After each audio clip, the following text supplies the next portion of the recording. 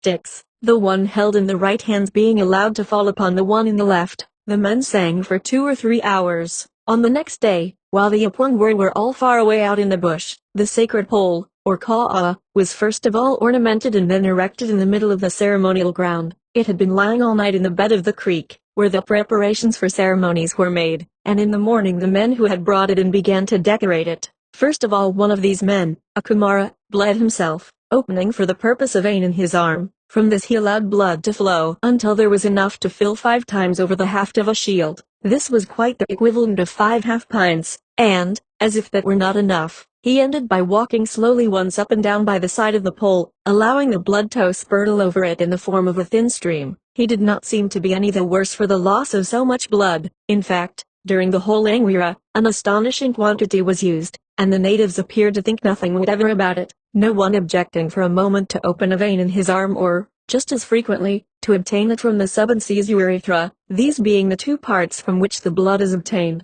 The blood in the shields was then smeared with a small brush, made of a stick and a possum fir string wound round one end, onto the pole, until the latter was reddened all over, and, being upwards of 20 feet in length, it took, as may be imagined, a considerable amount.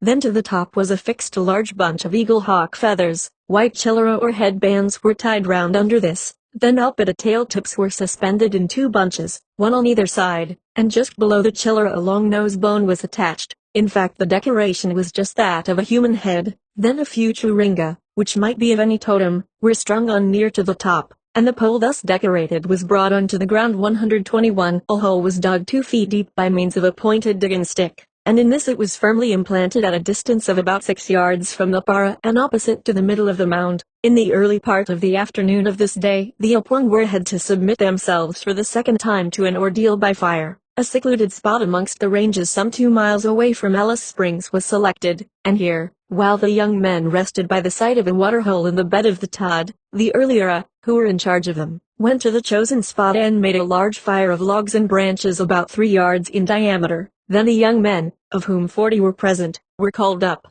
and putting green bushes on the fire they were made to lie down full length upon the smoking boughs, which prevented them from coming into contact with the red-hot embers beneath. The heat and smoke were stifling, but none of them were allowed to get up until they received the permission of the Urliera. After they had all been on once, each one remaining for about 4 or 5 minutes on the fire, the old men came to the conclusion that they must repeat the process, and so making up the fire again, they were once more put on in the midst of dense clouds of smoke, one of the older men lifting up the green boughs at one side with a long pole so as to allow of the access of air and ensure the smoldering of the leaves and green wood. There was no doubt as to the trying nature of the ordeal, as, apart from the smoke, the heat was so great that, after kneeling down on it to see what it was like, we got up as quickly as possible, and of course the natives had no protection in the way of clothes. When this was over, the Apwangwar rested for an hour by the side of the water hole, for the day was a hot one, the thermometer registering 110.5 F in the shade, and 156 F in the sun, while the ceremony was in progress. Later on in the afternoon they came into camp, and witnessed the last of the ceremonies prior to the final fire ceremony which was to take place in the women's camp. 2 men, one a Puril of the Emu totem and the other a Kumara of the Little Bat totem, performed a quabra belonging to the frog totem of Amanda. Each was decorated on the head and body with longitudinal bands of white down, while the Puril man carried a churinga 5 feet long on his head. The Apwangwar, having put down their shields, boomerangs, and boughs of weda, stood in a long line by the side of the para facing the Kwa'a, which they now saw for the first time. Then the 2 performers came up from the bed of the creek which lay on the opposite side of the ground, the man with the churinga walking behind the other one and carrying a shield at his back. Both at first adopted the high knee action, but when about 30 feet from the Kwa'a, the front man suddenly knelt down and then moved forward, jumping on his knees with his hands behind his back. The idea is that the front man was a frog which suddenly jumps out of a tree, the latter being one of the special gum trees growing at Amanda. When this was over, the Apwangwara lay down by the side of the para for 2 or 3 hours. After dark a dozen or more fires were lighted around the base of the Kwa'a, and around these the men were grouped, each Abmore amongst the elder men taking charge of and decorating his protégés. That night no one in either the men's or the women's camp went to sleep. On the opposite side of the river to the Angwira ground, the light of the women's campfires could be seen flickering amongst the trees. All night long also the old men kept shouting across to the women, who answered back again, and the scene was one of great excitement. An old man would shout out, "What are you doing?" And the women would answer, "We are making a fire." "What are you going to do with the fire?" To which the reply would come, "We are going to burn the men." Then the old men would dare the women to come across into the Angwira camp. One ancient Penunga man was especially active in calling to his Mura woman, to whom under ordinary circumstances it would not be permissible for him to speak in this way, calling her by name and saying, "Early Watra, are you there?" And she would answer, "Yes, I am here. What is it?" And then he would call out to her to come across. The men would ask the women derisively if they were going to send the Kurdacha after them, and, indeed, this kind of badinage was kept up at intervals all night long. In the women's camp all were gathered together at one spot, and here, side by side, the Penunga and Bulthara women on the one hand, and the Purila and Kumara on the other, dug out, each of them, a shallow pit about 2 yards in diameter, and in each of these, towards daybreak, they made a fire. In the Angwira camp it was a busy and also a picturesque scene. The leader had, during the day, consulted the older men who were especially associated with him, and it had been decided what brands should be painted on the various young men. Each brand was distinctive of some special totem, but the most striking point in connection with the painting was that the brand of any particular individual had no relationship of necessity to his own totem, or to that of the man who painted him. It was purely a matter of what the old men, and especially the leader of the Angwira, decided upon. The following cases will illustrate the point. A Penunga man of the snake totem decorated an Umbichana man of the plum tree totem with a brand of the frog totem. A Kumara man of the wild cat totem painted a Bulthara man of the emu totem with a brand of the kangaroo totem. An Apanjurta man of the Wichiti grub totem painted an Umbichana man of the wild cat totem with a brand of the Hakia totem. A Kumara man of the little bat totem painted an Apanjurta man of the bandicoot totem with a brand of the frog totem. A Bulthara man of the wild cat totem painted a Purila man of the native pheasant totem with a brand of the same totem, this being the only instance in which a man was painted with a brand of his own totem, and the old men said that there was no special reason for its being done in this special case. A Purila man of the emu totem painted an Uknaria man of the lizard totem with a brand of the frog totem. For this strange want of relationship between the totems of the men who did the decorating and those who were decorated, and still more for the total absence of any between the man who was decorated and the totem with a brand of which he was decorated, we could find out no reason whatever. Certainly the natives have no idea why it is so. The materials used in the painting were charcoal, red and yellow ochre, white pippa clay and wad.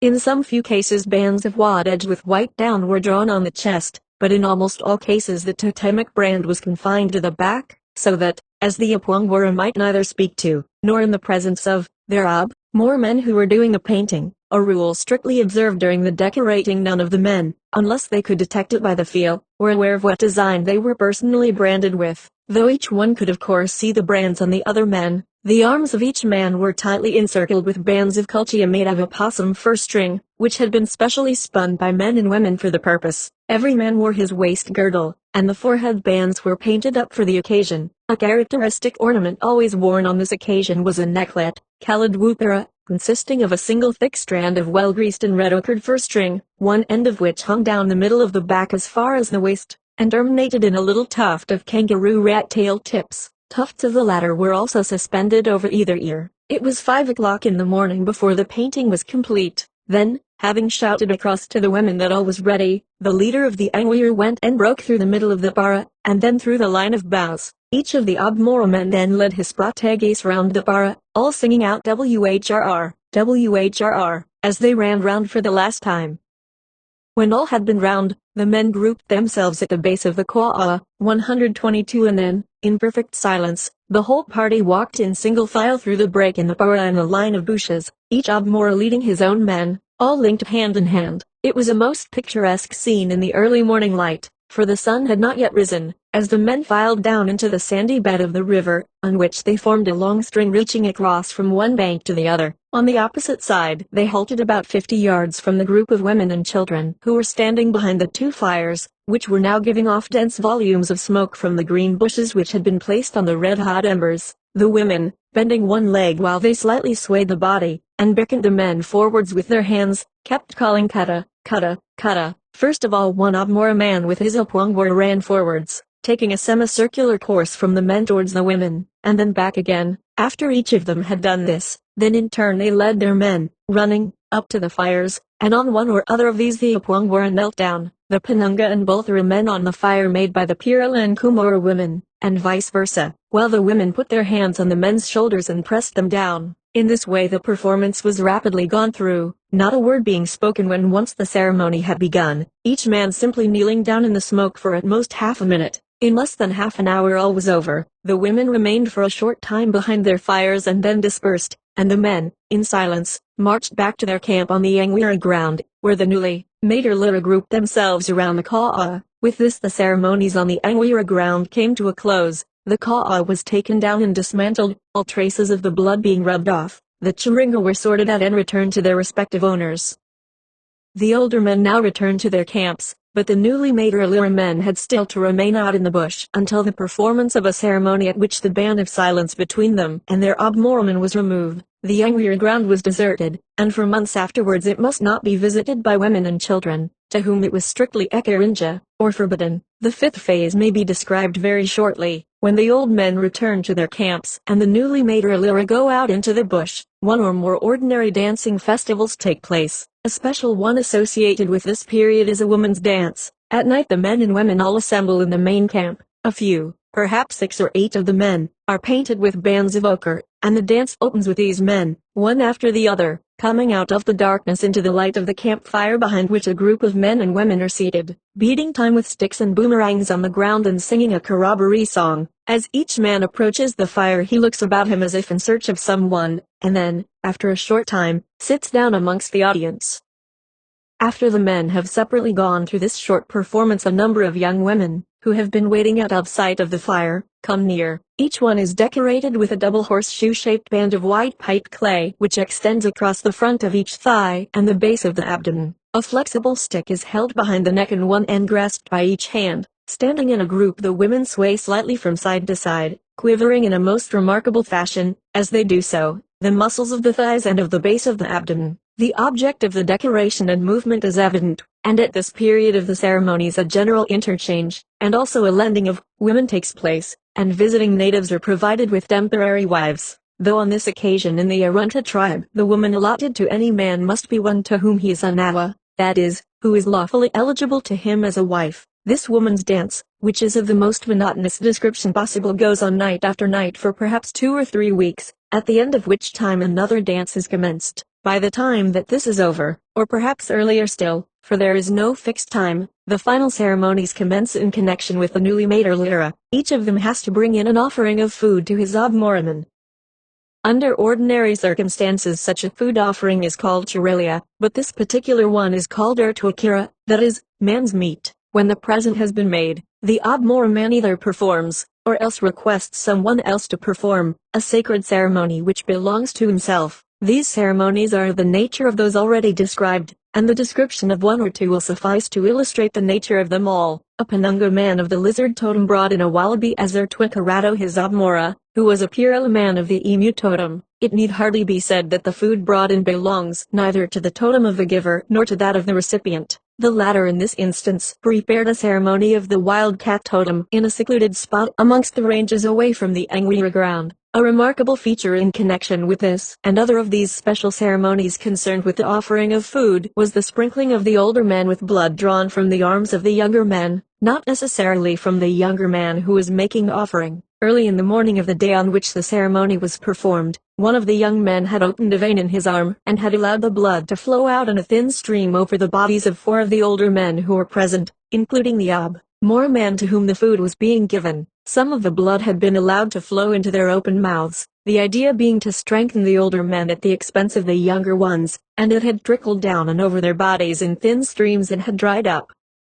The ceremony itself was of the usual description, and was accompanied by the dancing round of the young men who came running into the narrow defile in which it was held, and where the decorated men were waiting for them. When it was over, the men all grouped themselves close together and began singing, while the elder Obmora man took a bunch of feathers which had been used as part of the decoration and touched with it the mouths of all those present. By means of this action, which is called Irakalilima, the ban of silence was broken. Sometimes, as in this case, a part of the decoration of some individual was used. At others, when one had been used in the ceremony, a nurchandra was brushed against the mouths of the men present, and in many, but not all cases, not only the mouth of the man who is being released from the ban was touched, but also that of all the men who happened to be present. When this part was over, the man who was receiving the food sat down together with the older men, and then the young man, or perhaps 2 or 3 together who were making the presentation, went back to the spot at which the food had been deposited, and, bringing it in, placed it before the Abmora man and then sat down close in front of him. After singing for a minute or two, the old man took up the food, and holding it, or a fragment of it, in his hands, placed it against the mouth of the young man or men. In this way, after the lapse of some time, the ceremonies of the Ngwira were brought to a close. In another of these ceremonies of Irakalilima, a wildcat quabara, belonging to a place called Etnarongwiramunia, was performed by 2 men, one an Appanjurta of the Wichedi Grub totem, and the other his son, a Penunga of the Iryakura totem, the object being to release from the ban of silence 2 Pirla men, who were abmoral to the first named man. For use in the ceremony a Nurchunja was made, and during the making only the Nakrakia of the performers were present. The ceremony itself, with the performers squatting at the base of the Nurchunja, was much as usual, the crowd who took part in the running round comprising all classes. One of the Abmora men carried his Ertuakira offering in his hands as he ran round, the other left his some distance away. The performance came to an end by the Abmora men suddenly squatting down behind the performers. All then stood up, and one of the Pirla men offered his Ertuakira, having done which he and all the other Pirla and Kumoran men moved to one side, forming a group with the 2 Abmora men in the center. The old man now lifted out the Nurchunja, and all the men belonging to his moiety of the tribe stood in 2 lines with the Nurchunja held horizontally between them, every man supporting it with his hands and lifting it slowly up and down while they sang, and at the same time gradually approached the other group of men. The front rank of the latter now opened out, leaving the 2 Abmora Pirla men in front of the Nurchunja, still singing, and with an occasional wah. Wah, the faces of the 2 men, but of none of the others, were stroked with the Nurchunja, after which the latter was again replaced in the ground, and for some minutes they continued to sing of the Nurchunja and Kwa'a of the Altraringa. This ceremony is one of those which for some reason has special associations with one moiety of the tribe, and during its performance the separation of the 2 moieties was most strongly marked. The following ceremony is of interest in 1 or 2 respects. It was performed on the occasion of an offering of Ertuakira made by 2 men, one a Penunga and the other an Uknaria, who were abmoral to a Kumoran man, and comprised 2 separate performances. The first of these was concerned with the Unchipra or small bat totem, and the performer personated a man carrying about the body of a dead man which he intended to eat, and which was represented by a semi-circular structure made of grass stalks bound round with fur string, which is called etnuda, and is supposed to be emblematic of the limp body. The second part of the ceremony was concerned with the Ukantara or white bat totem, and one of the 2 performers also carried one of these atnuda objects, representing a dead man, on his head. When the 2 performances were over, the 3 performers, one of whom was the Kumoran man to whom the offering was being made, stood up, and the ceremony of Irakalilima was performed, the atnuda being used to stroke the mouth of the Abmora man. This over, the performers sat round the Ertuakira, but the difficulty arose that the man to whom the offering was being made was Gamona of one of the Abmora men, and for a Gamona to receive food from his Ikantara, in this case a tribal father-in-law, is contrary to custom. To obviate this difficulty the Gamona man turned his back on the food while his Ikantara came up, tore a small piece of meat off, and with it rubbed the Gamona's mouth, and then thrust it into the latter, thus for the time being removing the taboo. A man is not supposed to come into the presence of his Abmora until such time as he has made an offering of Ertuakira to the latter, and if it be inconvenient to the Abmora man to perform a quabra and go through the whole Irakalilima ceremony, he performs a minor ceremony called Anantalilima which, though not releasing a man from the ban of silence, permits him to come into the presence of the Abmora. In this case, a messenger is sent to the Abmora asking him to come and receive Ertuakira. He goes to a certain spot. There is no particular place, but it must be out of sight of the main camp so that the proceedings cannot be witnessed by women and children, and there he sits down and powders up some red ochre, which he places beside him on a shield. The man brings up the offering of meat, sometimes there may be more than one man, places it on the Abmora's lap, and then kneels down close in front. Not a word is spoken, but the Abmora gravely rubs him all over with red ochre. The ban of silence is not removed, but he may now go into the presence of his Abmora, by whom at some future time a sacred ceremony will be performed, and the ban removed in the usual way. This second ceremony will probably, though not of necessity, entail a second offering of Urtuakira, and very often a hint is conveyed from the old Admora that such an offering will facilitate matters.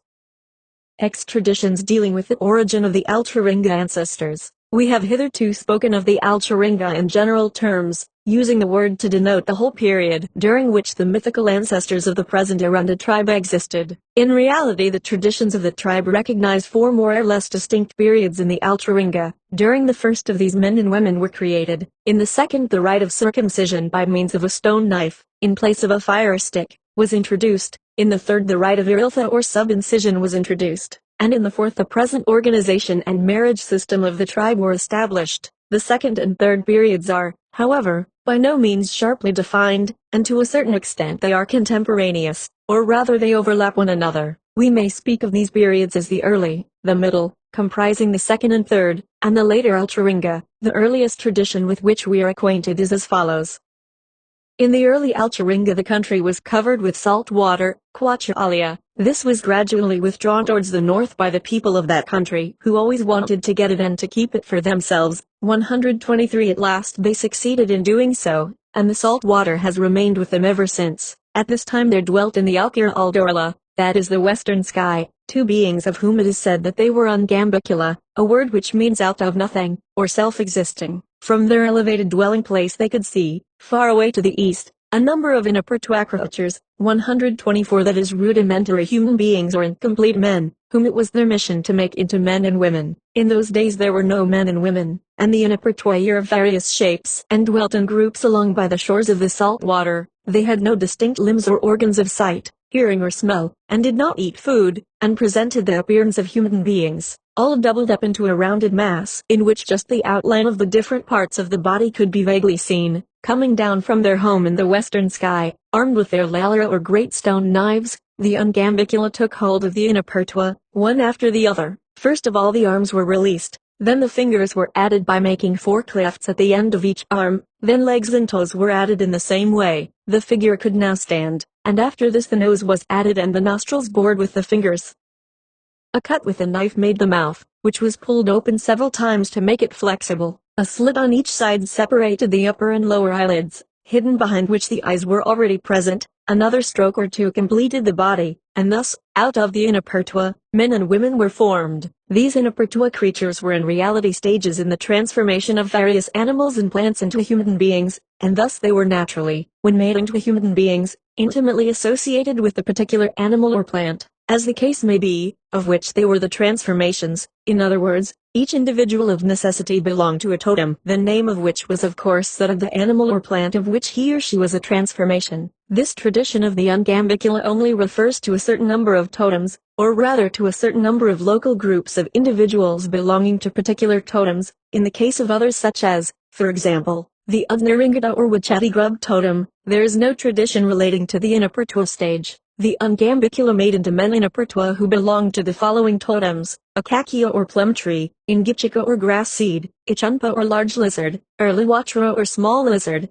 Atnamperachira or Alexandra parakeet, and Antadia or small rat. In the case of all except the first, they also performed the rite of lartna or circumcision by means of a fire stick. The same tradition relates that, after having performed their mission, the ungambicula transformed themselves into little lizards called Amunga equinia, a word derived from amunga, a fly, and quiniato, snap up quickly. There is no reason given for this, and in no other tradition do we meet with either the ungambicula or the special kind of lizard into which they changed. In the case of a group of plum tree men who lived at a spot called Quirnpa, 125, which is associated with many traditions, and in the case also of certain of the Ungichika, grass seed totem, men, the ungambicula first of all made them into human beings but did not circumcise them, so that they were what the natives call Eltmerka, the term applied to boys before this rite has been performed upon them. The ungambicula, so the tradition goes on to say, intended to return and complete the work, but they were annoyed by the behavior of certain Oruncha, that is devil men, who lived at a place called Etniarakana, which is near to a gap in the McDonnell Range now called Temple Bar. These evil beings killed and ate a lot of lizard men and women whom they had made out of inappertua, so they did not return, and therefore the plum tree people of Quirnpa, and 1 or 2 other groups of men and women, remained in the state of Eltmerka or uninitiated. The same Waruncha ate a number of Alexandra parakeet, grass seed and small rat people, Of the lizard men only 2 survived the slaughter. They were brothers. How they came to be so the tradition does not say, and the younger of the 2, together with his wife, was away down south when the slaughter took place. Upon his return he at once saw the tracks of the Oruncha, and being frightened he placed his wife, who was also a lizard, in the center of his ilpilla, which is the large bundle of eagle hawk feathers worn in the hair, girdle in the middle of the back, and thus concealed her from view. Then he searched for his Achillean or elder brother, and at length found his head, to which he spoke, with the result that the man at once came to life and said, "The Oruncha killed us but they threw away my head, they will come again, take care of yourself." Then he pointed to the track which they had made, and the 2 men, arming themselves with strong urumpara, that is spears of heavy wood such as mulga, all made in one piece and only used for fighting at close quarters, went to opposite sides of a narrow gorge which is now known as the Simpson Gap, and is at the present day an important local center of the lizard totem. The natives point out special stones which mark the spot where the 2 men stood. When the Oruncha made their appearance, the 2 brothers rushed down upon them, and with their good urumpara killed them all. They fell in a great heap just at the entrance to the gorge, and to the present day a great pile of jagged boulders marks the exact spot. After having thus destroyed their enemies, the elder of the 2 brothers stayed at the gorge, and there finally died, though his spirit remained in the Churinga, which he, like every other Alchuringa individual, carried about with him. The younger brother traveled away to a place a long way to the south called Arumpira not far from Merldunda, where he died, and so, by leaving his spirit behind in his Churinga, together with those associated with other Churinga which he carried, formed their local Achumpet or lizard totem center. The above tradition is of considerable interest. It is in the first place evidently a crude attempt to describe the origin of human beings out of non-human creatures who were of various forms. Some of them were representatives of animals, others of plants, but in all cases they are to be regarded as intermediate stages in the transition of an animal or plant ancestor into a human individual who bore its name as that of his or her totem. It has already been said that the tradition only refers to certain totems. We shall see subsequently that in the Middle Alchuringa the making of men out of Inapertua was continued by individuals of the Elacupra or Little Hawk totem. The reference in the tradition to the Eltmerka men of the Acacia, plum tree, and Ingwichika, grass seed, totems is of importance, as it serves to throw a light upon what had been to us for some time a matter of considerable difficulty, and one for which no explanation had been forthcoming. We were acquainted with numerous ceremonies concerned with a group of individuals who are always spoken of as the Eltmerka of a place called Quirnpa, and we were also acquainted with ceremonies concerned with certain so-called Arakurta men. In each case the men were groups of individuals who belonged to special totems. One man, for example, would be an Acacia or plum tree man, while another would be an Eltmerka of the Acacia totem. In just the same way one man would be an Ilonka, a Marsdenia fruit, man, and another would be an Arakurta of the Ilonka totem. In the above tradition and in those concerned with the Middle Alchuringa period, we can see how this is accounted for by the natives. The Eltmerka were certain of the plum tree men who were not circumcised by the Ungambicula, and the Arakurta are in the same state, but were subsequently operated upon by the Elacuprata and were thus changed from Eltmerka into Arakurta. Attention must also be drawn to the striking fact that there is no reference whatever to any system of organization apart from the totemic system, and further that this is not described as regulating marriage. The only reference to the latter which occurs is in the case of the younger of the 2 lizard brothers, who carried his wife in the bunch of eagle hawk feathers, and it is expressly said of her that she was a lizard woman, that is, she belonged to the same totem as that to which he himself did.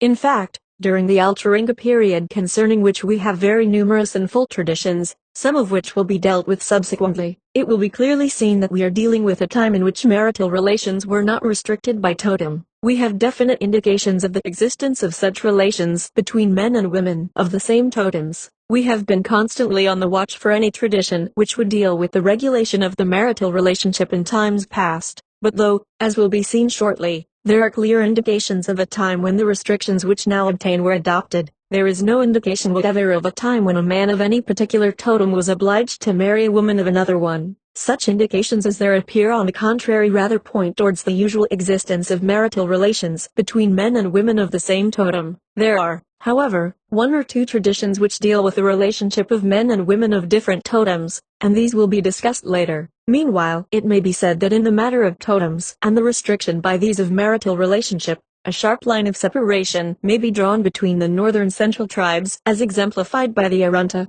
and the southern central tribes as exemplified by the Urabana. We may now pass on to deal with the Middle Alcharinga period. Tradition relates that a great Akna Rabida 126 of the Ulakupra or Little Hawk totem arose at a place called Etnaturka by the side of a stream now called Love's Creek. He and the men of his group were remarkable for the possession of very fine stone knives, called lalara, with which they performed the operation of lartna or circumcision.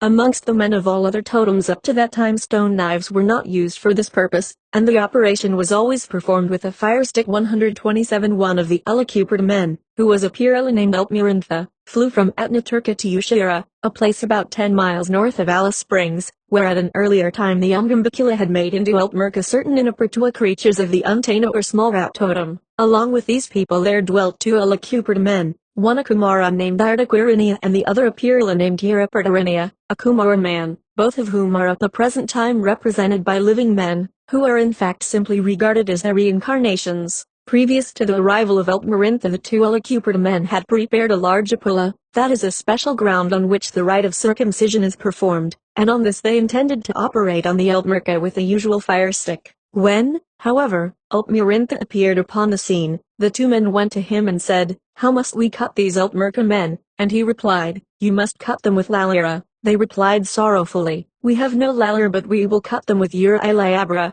that is a fire stick." The old man said, "No, do not do that, follow me to Atnaturka and I will give you some lalara." Then he flew back quickly to Atnaturka and told two old men of his group what he had seen and said. One of these old men was a Kumara named Intimpula, and the other was a Bolthara named Unjipercharinia, and these two went and hid away the good lalara, leaving only the poor ones in sight. Shortly afterwards the two Ulakupra men flew across the country to Atnaturka, and there they were given some lalara swathed in bark.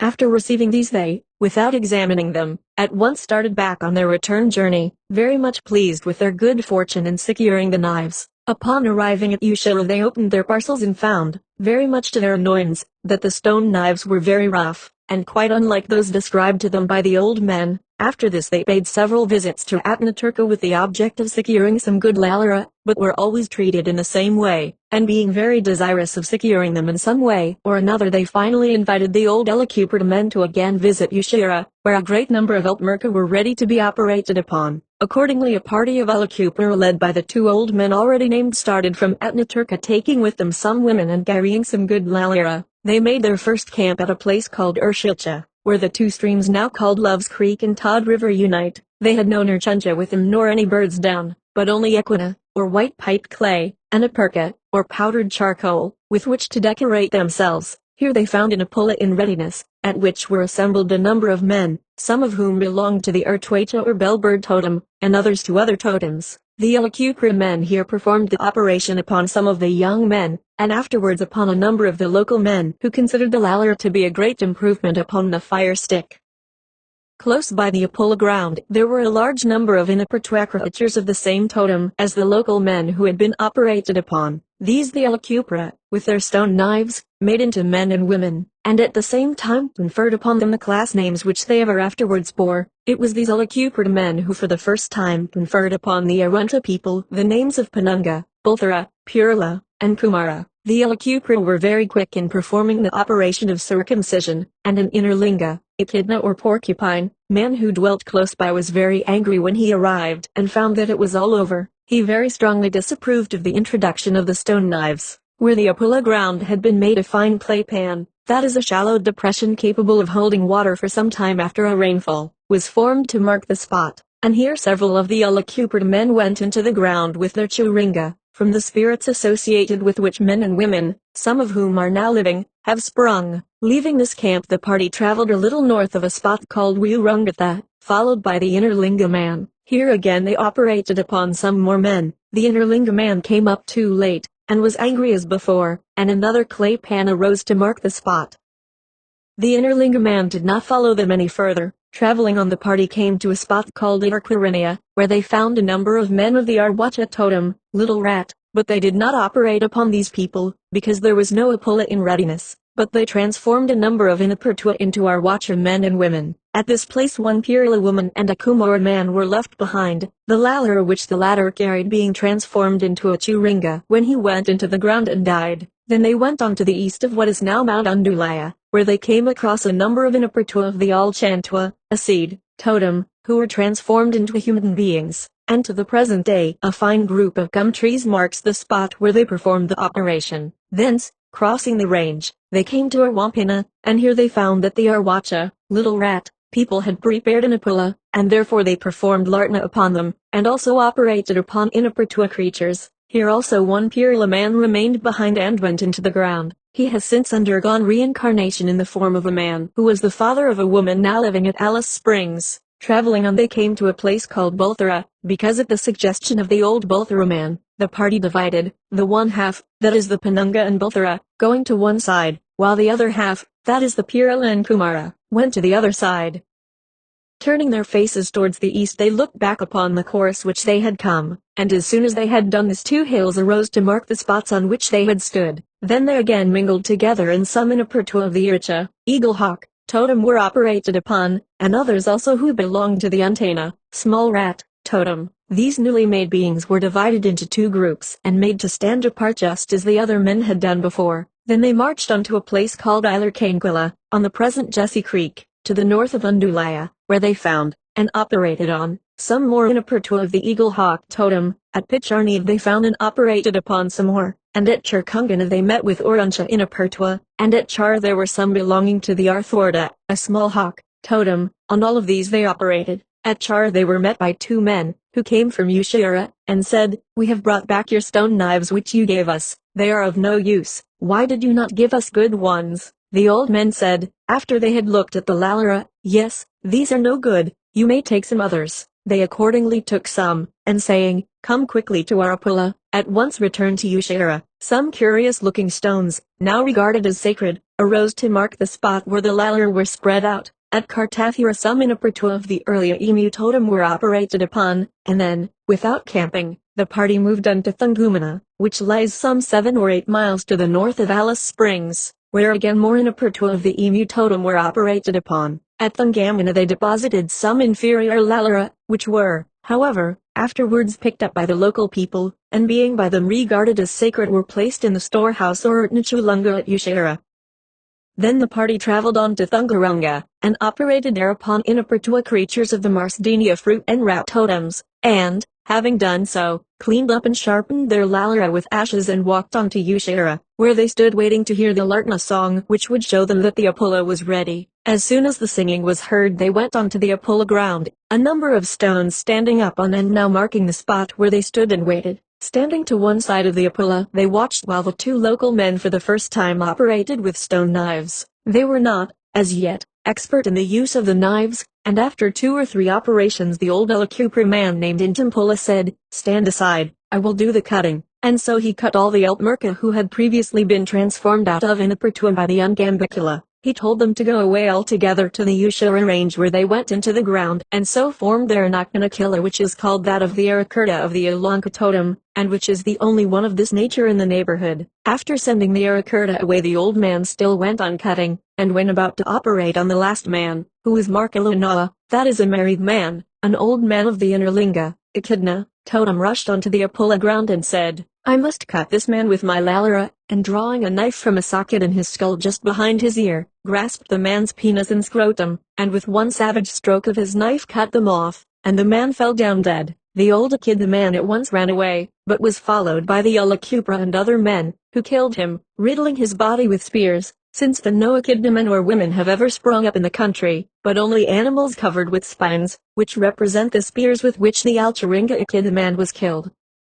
Before this happened there were Echidna animals, but they had no spines, and this is how the Innerlinga or Echidna came to be covered with spines. By thus killing the man on the sacred Apula ground the Innerlinga spoiled himself, and all the totem kindred, and so they cannot rise again except in the form of little animals covered with spines which are simply Alcharinga spears. When the wives of the murdered man missed him they went to the Apula ground and there they found him dead, and, noticing his mutilated state, they searched for many days for the missing organs. They dug up the Apula ground without success, and were much troubled until one day the younger of the two women, who was Quisha or younger sister of the other, found the missing organs under the bank on one side of the Apula. Placing them in her alpira or pitchi, she took them to the body and tried to join them on again, but they would not remain in position, and so she called her elder sister and both tried many times without any success, until finally, placing the organs on the ground, they laid the body on the top of them, face downwards, so that they might rest in the proper position. Then, feeling very mournful, the two women sat down, one on each side of the dead man, and all three then turned into the stones which still exist to mark the spot.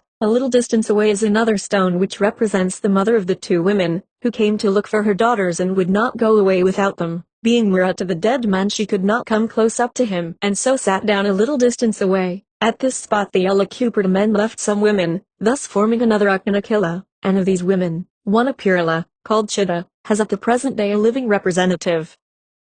From Ushira the party flew up into the sky, and traveling northwards descended again to earth at Ilkania, a spot close to what is now known as the Bird Plain, where they found Bandicoot, Carpet Snake and one old Echidna man assembled at an Apula ground. Here they performed Lartna with their stone knives, and once more, just as they were about to cut the last man who was an Akranana or Snake man, the old Echidna man rushed up, and, before they could stop him, mutilated the man with a stone knife which he carried, as before, in a socket behind his ear. The Echidna was at once speared, but ran a short distance from the Apula while the spears were pouring in upon him, until, after having run round in a circle, he fell down dead. A circular rock hole appeared to mark the spot. All the men who had been operated upon ran away, followed by their women. The wives of the murdered man remained behind and called to him many times, but received no reply, and as it was night time they could not see him, and so they sat down and waited anxiously for the daylight. Early in the morning they went to the Apula ground, and there they found him dead and mutilated. For some time they mourned over him, and then they started to search for the missing parts, which, after a time, they found close to the Apula. Then they lifted the body into a sitting position, placing it in a large pitchi, and replaced in their position the parts which had been cut off, and then after much crying, being hungry, they went away in search of food.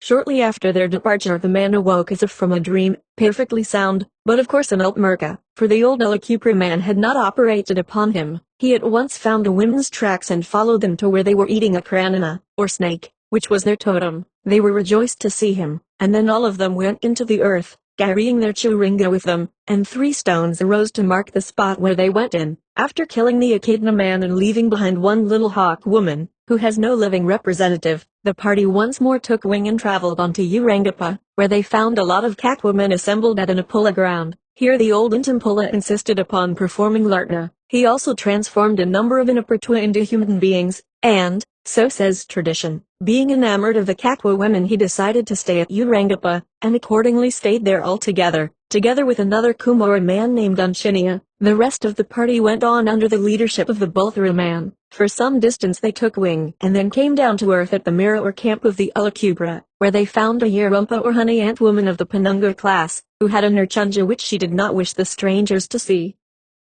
She did her best to drive them away, using abusive language, which very much annoyed the old Alacuperta man, who killed her with a spear, but did not interfere with her Nurchunja, which is now represented by a large gum tree. At this spot a Penunga man was left behind, and hence they traveled on to Urumbia, which lies to the north of the place which was named Anna's Reservoir by Stuart, the early explorer, during his journey across the continent. This lies within the country of the Ilpira tribe, and the party changed its language to that of the Ilpira. Here also they met with a number of extraordinary looking Inapertua creatures of the honey ant totem, who were engaged in performing an Angwira ceremony. These they made into men and women, and then, leaving a Penunga woman behind, they went away, flying off towards the west to a place called Ungaperta, where they found an Inapertua of the Alacupra totem, whom they transformed into human beings, and then they all went into the ground, where the Turinga with their associated spirits ever after remained. So that at this place there is a large and important Dakpanakila or local center of the Alacupra totem. It will be seen that there are 2 points of importance so far as these Alacupra men and the work which they carried out is concerned. In the first place they introduced the use of a stone knife in place of the fire stick 128 at the ceremony of circumcision. They were apparently not the only men who possessed stone knives, as the Echidna men are distinctly stated to have had them, and in the southern part of the tribe a woman of the frog totem is said to have possessed one. Probably we have in this tradition an indication of a time when a more primitive method of cutting was retained in connection with a sacred ceremony than was used in the case of the ordinary operations of life. 129. In the southern Arunta, tradition says that one day the men were, as usual, circumcising a boy with a fire stick when an old woman rushed up and, telling the men that they were killing all the boys because they were using a fire stick, showed them how to use a sharp stone, and ever afterwards the fire stick was discarded. The second point of importance is the introduction of the class names, but it must be also noticed that there is no mention of any restrictions with regard to marriage connected with them, nor is any reason assigned for their introduction. In fact, as yet, we have no indication of any restrictions on marriage so far as either totems or classes are concerned. Such restrictions we shall meet with in traditions referring to a later period in the history of the tribe. It will also be seen that there is no attempt to offer any explanation of the origin of the ceremony of circumcision, and in connection with this subject it may be noticed that, so far as the Arunta tribe is concerned, circumcision is represented as being practiced upon men who are already provided with wives, and this, which is the earliest tradition dealing with the subject, gives no indication whatever of the reason for the fact that circumcision is, at the present day, one of the most important ceremonies which must be passed through before any youth is allowed to have a wife. Concerned with the Middle Alcharinga people, but coming at a later date than the Alacuperta men, who introduced the use of the stone knife at Larkna, we meet with traditions concerning certain early Achilpa, or wildcat men, who in their turn introduced the ceremony of Iriltha, or subincision. Amongst the Achilpa there are four distinct groups, with regard to the doings of whom the natives have traditions as follows. The first group started from a place called Akira, somewhere to the east of Lianpa, which itself lies on the Fink River, out to the east of the present telegraph station at Charlotte Waters. They carried with them a sacred pole called a kwa'a, which they erected at various stopping places.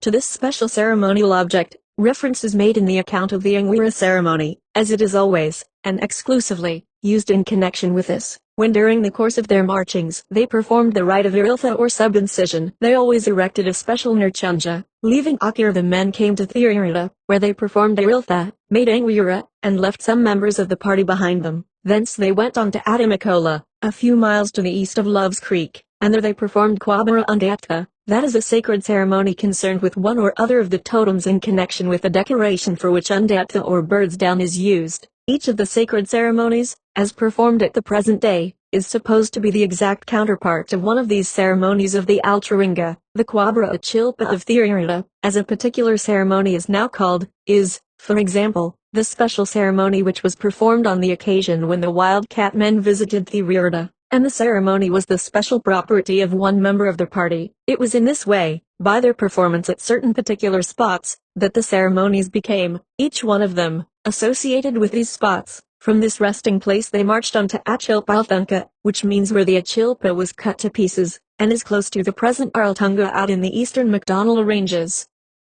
Here they met a wildcat man who had come down from the saltwater country away to the north. He is recorded as having been abnormally developed, and as having ravished and killed women all along his route. He was also at Narbona or foul-smelling, and intended going on to Thiririta, but the Achilpa being enraged with him on account of his conduct, killed him and mutilated him, and a large stone arose to mark the place where they buried him. Leaving this spot they marched on, driving enormous numbers of mosquitoes on in front of them. Tradition also says that they lived on unjayamba, or hakia flower, and that when they were thirsty they drank their own blood, as the natives often do at the present day. As they journeyed on they passed Unchipra Arkna, but did not see two women of the opossum totem who lived there, and then they reached a place now called Orapuncha. Before, however, they came quite close up, they smelt acacia or plum tree men, and as soon as they came into the bed of the creek they saw a number of men and boys eating plums. With them they stayed for some time, and after performing Kwabara Undatta they went into the ground,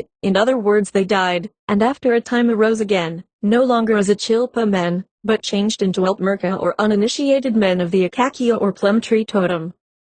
Taking along with them the local Altmerka of the acacia totem, the newly arisen Altmerka went on to a place called Erlua, somewhere in the neighborhood of the Strangway Range, and leaving at various spots a few members of their party behind them, so as to form Akhanakilla, they came at last to Arwirapuncha, where they met a large number of Altmerka men, who had come up from Quirnpa under the leadership of a celebrated man called Kukacha, and were carrying with them a large nurchunja. The two parties joined forces, and when they had performed Quabara and Atha they left 2 men behind and proceeded to Urangunja, where they found 2 women of the Urpura totem Magpie, who had an Urchunja and owned certain ceremonies which they showed to the men. These women had their arms, heads and necks covered with fur string and the tail tips of the rabbit kangaroo, called alpada, which at the present day are always worn as a decoration by women at special ceremonies. The Altmerka camped here for some time performing sacred ceremonies, which, however, the women were not allowed to see. Leaving here they passed on to Alchartwaninga, where they made a great altherda, that is, an ordinary sow, called Karabari, which has no sacred nature and may be seen and taken part in by women and the uninitiated, and here a large number of stones standing up on end arose and still exist to mark the spot where the Altmerka danced. They are now called Altmerka at Nima, that is the standing Altmerka. After this they journeyed on to Ala Ala, which lies to the east of central Mount Stewart, which, as its name implies, is situated in the very center of the continent,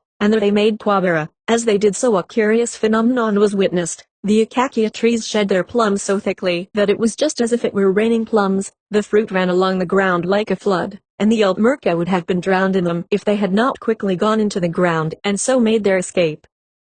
They emerged at Incherlinga on the Sturveling Creek, where they performed ceremonies, and from here Kukacha led them right away north to the country of the salt water. The second group of Achilpa or wildcat people came from the country of the Luricha tribe, far away to the southwest of the present Arunta land, and camped at a place called Yungara to the west of Henbury on the Fink River. The party was led by 2 Aknarabata, or wise old men, who on account of the abnormal development of their organs were called Atnimilatrurpa. At Yungara the party divided into 2 groups, one of the old men going with each of them. Of these 2 parties, one will now be spoken of as the second, and the other as the third group of the Achilpa. The second group crossed the Fink River about 12 miles south of Henbury, and traveled on to Amanda on the Hugh River, where they changed their language to the Arunta tongue. Like the first party they carried a sacred polar ka'a. On arriving at Amanda they found a large number of Unchitra frog Yilkentara, white bat, and Unchipra, little bat, men who were engaged in performing an Angwira ceremony in which the newcomers joined. The young men amongst the Achilpa being sent out daily into the bush along with those of the other totemic groups. The head of the Unchitra totem at this spot was also at Nimilatrurpa, and his name was Kartaputapa. The Achilpa remained for a long time at a spot close to Amanda, where they left some men behind them and so established an important Akdanakilla. When they left Amanda they were accompanied by Kartaputapa, and camped first at a big clay pan called at Nunatuna in the James Range, where they performed ceremonies and saw a Pirela woman of the frog totem whose name was Umbulcha. She possessed a Nurchunja and sacred ceremonies which she showed to the Achilpa. This woman had arisen in this spot. Then they traveled to Oramana, where they made an Angwira and discovered a number of men who were suffering from Urkincha, a disease common amongst the natives and concerning which there are certain traditions to which reference will be made subsequently. They also saw a number of Unjayamba, Hakia flower, men and women who had originated there, and also the 2 Unjayamba women who had come from Ingwernanunga. After performing Ariltha upon the Unjayamba men and also upon some of their own young men, they performed the initiation ceremony called Atna Ariltha Kuma upon the 2 women just referred to. At Oramana they left 3 men, and here also Kartaputapa, the frogman, left the party and went back to his own country at Amanda. The wildcat men journeyed on to Earthipata, a swamp on the Emily Plain, journeying, as they went northwards, close by, but not actually along, the tracks of the Unjayamba women who had traveled in the opposite direction. Here they made Angwira and found a man and woman, both of whom belonged to the Unjayamba totem. The man was a Pirila and the woman a Kumara. Each of them possessed a Nurchunja and Quabra Undatha, and when the Achilpa men attempted to interfere with the woman, they could not do so because of her Quabara. Leaving here they were seen by a Pirila man of the Wichiti Grub totem 130 who had originated in the locality, but as he hid himself the Achilpa did not see him. The next camping place was at a small hill on the Emily Plains, on the top of which a stone arose to mark the spot. Here they made Emperanura 131, that is a long series of ceremonies concerned with the Achilpa totem, and then they went on to a Karakulitha, a depression in the McDonnell Range a little to the east of the Emily Gap. They camped right on the top of the range, performed Quabra Undatha, and also the rite of Iriltha on some of their young men, and then went on eastwards for 5 or 6 miles to a hill called Irpe, Chinga near to the Emily Creek, and performed some more ceremonies. Here they noticed plenty of Wichiti grubs, feeding on grass, but they did not interfere with them and went on to Achilpa Interninja, a hill about 2 miles away from the Emily Soakage.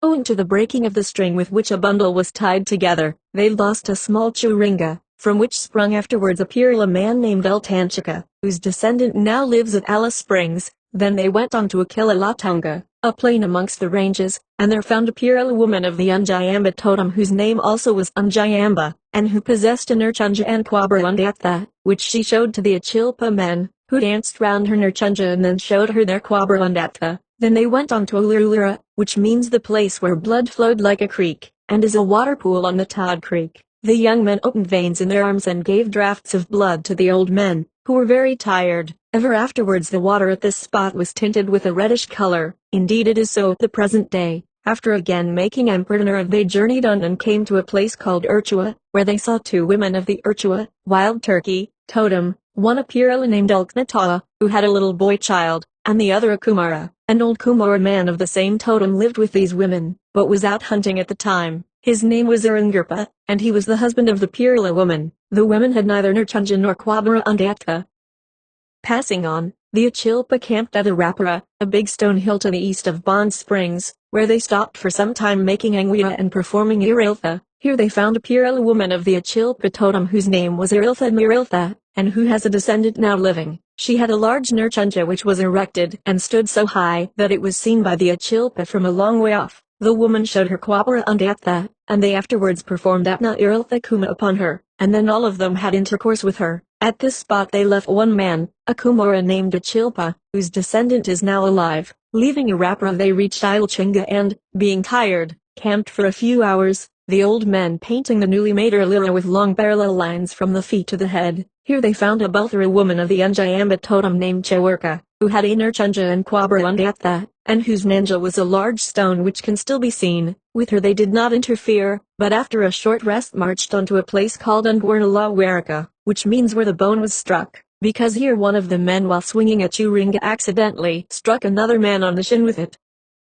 At this spot they found 2 Bulthara women of the Unjayamba totem, one named Chorkawuka, and the other Admora, who possessed Nurchunjas and Kwabara Undatha, which they showed to the Achilpa. One Pirala man was left behind here. Walking on they came to Alchilira, where they met a Kwabara and found 2 men of the Unjayamba totem, one a Bulthara named Weltamina, and the other a Kumara named Ungarulinga, the last descendant of whom has recently died. There was here another Unjayamba man whom they did not see. They also saw one Unjayamba woman, a Bulthara. All these people had Nurchunjas and sacred ceremonies, and had originated on the spot. The Achilpa left behind them one Pirala man. The next stopping place was Ituka Inchra, a hill at the head of the Harry Creek, where they found a large number of Achilpa men and women with whom they mixed. These people were of all classes and had sprung up on the spot. After having performed Iriltha upon a great number of men and made Angwira, they left the local Achilpa behind and marched on to Irara. Here they remained for a long time and made Angwira. When doing this the Kwa'a, or sacred pole, was always erected and made to lean in the direction in which they intended to travel. Starting on their travels once more they came near to a spot on the Harry Creek where they first smelt, and then saw, some Achilpa men who were suffering from Urkincha. These men had no women, but close to them lived 2 Unjayamba women, both of whom were Penunga. The latter hid themselves on the approach of the Achilpa and so escaped being seen by them. One of them was called Tyandarinia, and has a living descendant. After seeing the men with Urkincha the party moved on and camped on a tableland close by, where they found an Unjayamba woman named Eltundarinia, who has now a living descendant.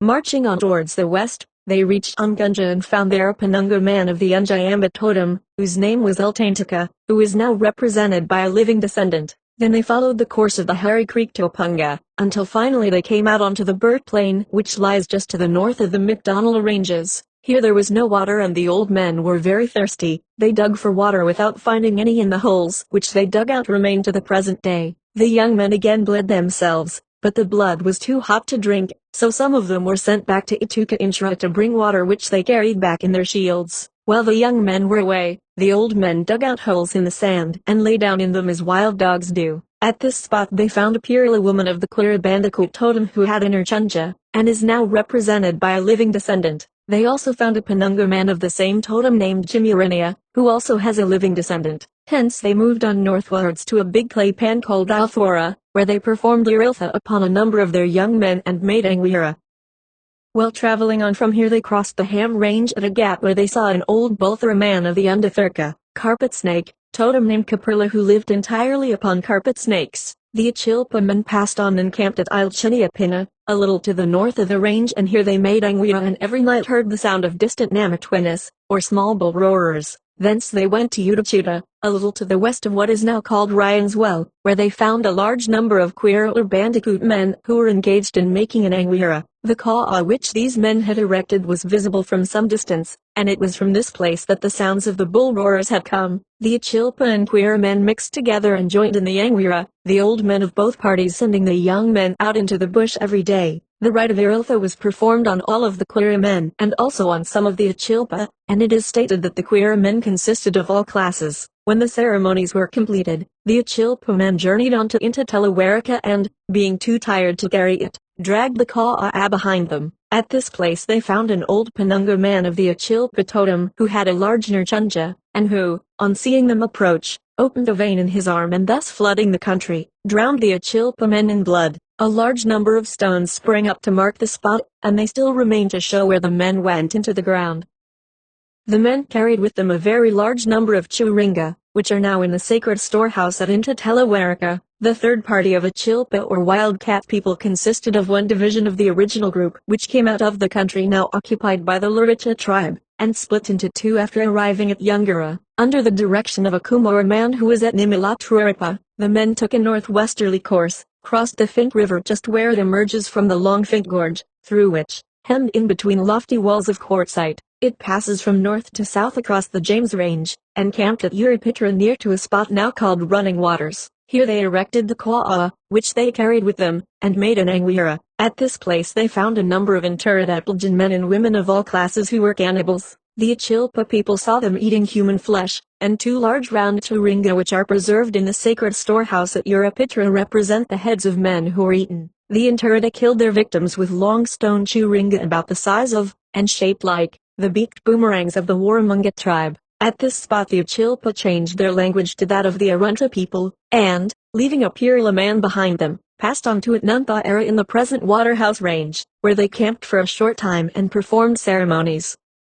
Traveling slowly northwards amongst the ranges they came to Iruntira on the Hugh River, where they left one man, a Bulthara whose name was Iruntirinia. Then they came to Akarakara, a place 10 miles to the northwest of the present Owen Springs, and thence traveled on to the junction of the J and Hugh where there was a Penunga woman living who showed them her ceremonies. She belonged to the Altnainara, a large beetle, totem. The Achilpa in return showed the woman some of their ceremonies and did not interfere with her. Leaving her, the Achilpa followed up the J Creek to Chipperla, where some time was spent in performing Empertanara, and where the old leader remained behind. At this spot many of the party developed Urkincha. Journeying on they came to Mount Conway, a bold lofty bluff in the MacDonnell Ranges, and close to its base they rested for a few hours before attempting the steep ascent. Then they crossed the mountain and camped at Ningaarta, a little way over on the northern side of the range, and here they performed ceremonies. Their next stopping place was Ulla, the Nose, a sharply outlined hill in the most northern of the series of parallel ridges which altogether form the MacDonnell Ranges. At this place they made Angwira, and while the young men, who were being initiated, were out in the bush, they came across a Purila woman of the Ulchilkinja, Wattle seed, totem, with whom, contrary to one of the most rigid rules by which the Angwira is governed, and without the knowledge of the old men, they all had intercourse. At Ulla, 2 men who were Kumara were left behind, and the party went on to Curing Bungwa, and as, when they reached there, some of the old men were getting very thin, the younger men opened veins in their arms and, to strengthen them, gave them large draughts of blood, by which treatment they were much benefited. At Ananinga, a waterhole on the J Creek, they performed the rite of Arilthop and a number of young men, leaving untouched those who were suffering from Urkincha. Further on, at Iranara, they again performed the rite of Ariltha, and here they left one man called Laneda who was a Purila. Then they went on to Akinchalanina, where they performed ceremonies, and elaborately painted the backs of all the men. They stayed here a short time making Akinchalanina necklets, kulchia armlets and ulira, 4 headbands, and when they again started to march on they left one man, a Penunga, behind them, as he was too ill with Urkincha to walk any further. They considered that the unlawful intercourse with the wattle seed woman had spread the disease and increased their sufferings. 132. Still traveling amongst the ranges, they camped at various places, at one of which, called La Puririca, which means running like a creek, the old men were again nourished with blood given to them by the young men.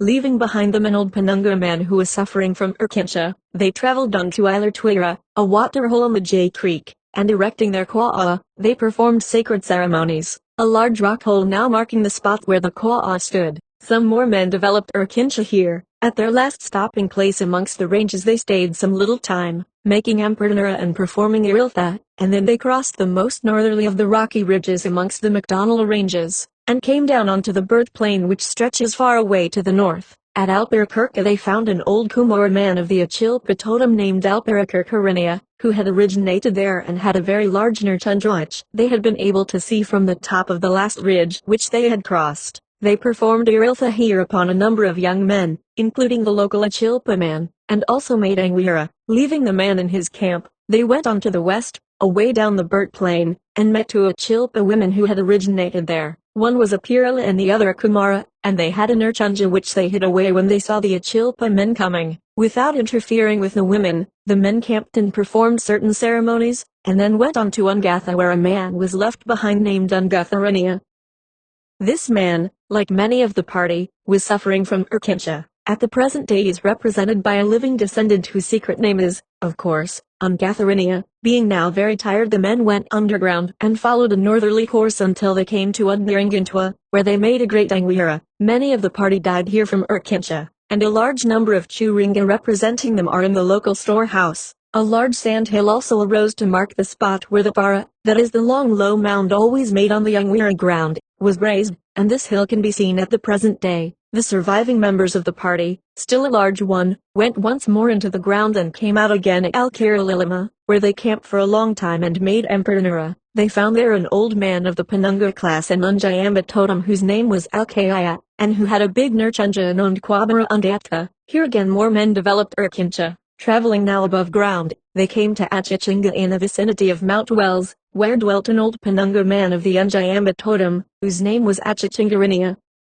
He possessed a large Nurchunja which the leader of the Achilpa men tried to take by force, but the old man clung to it so closely, and made such a very loud Kuma 133 that he was forced to desist. The party here made Quabara Undatta and changed its language to Achicha, which is a mixture of the Alpira and Kadish tongues. Turning round they looked back upon their tracks and all said we have come very far. Leaving here they passed Parachinta, without seeing the Elakupara and Quira people who dwelt there, and camped at Apulaya, north of Parachinta, and close by here saw an old Bothra man of the Aricha, Eaglehawk, totem, who was out hunting and so had not got his Nurchunja with him, but when he saw the Achilpa men he ran back to his own country. Iriltha was performed upon some of the young men, and an Angwira was made. Then they went on to Araraquah, on Whittaford Creek, where they found a Penunga man of the Achilpa totem who was busily engaged in making an Urchunja. Upon him and others they performed Iriltha, and then, for some time, they camped at a spot higher up the creek making Emperora. At this part, the creek has a steep, high bank, which arose to mark the exact spot where the Kwa'a rested against it before being erected. Here they left a Bothra man and then went on to a place on the Hansen Creek, to the southwest of central Mount Stewart, where they found an old Bothra man of the Yarumpa, Honey and totem who was sitting by the side of a Kwa'a, and they learned that Angwira ceremonies had just been made, and that all the young men were out in the bush.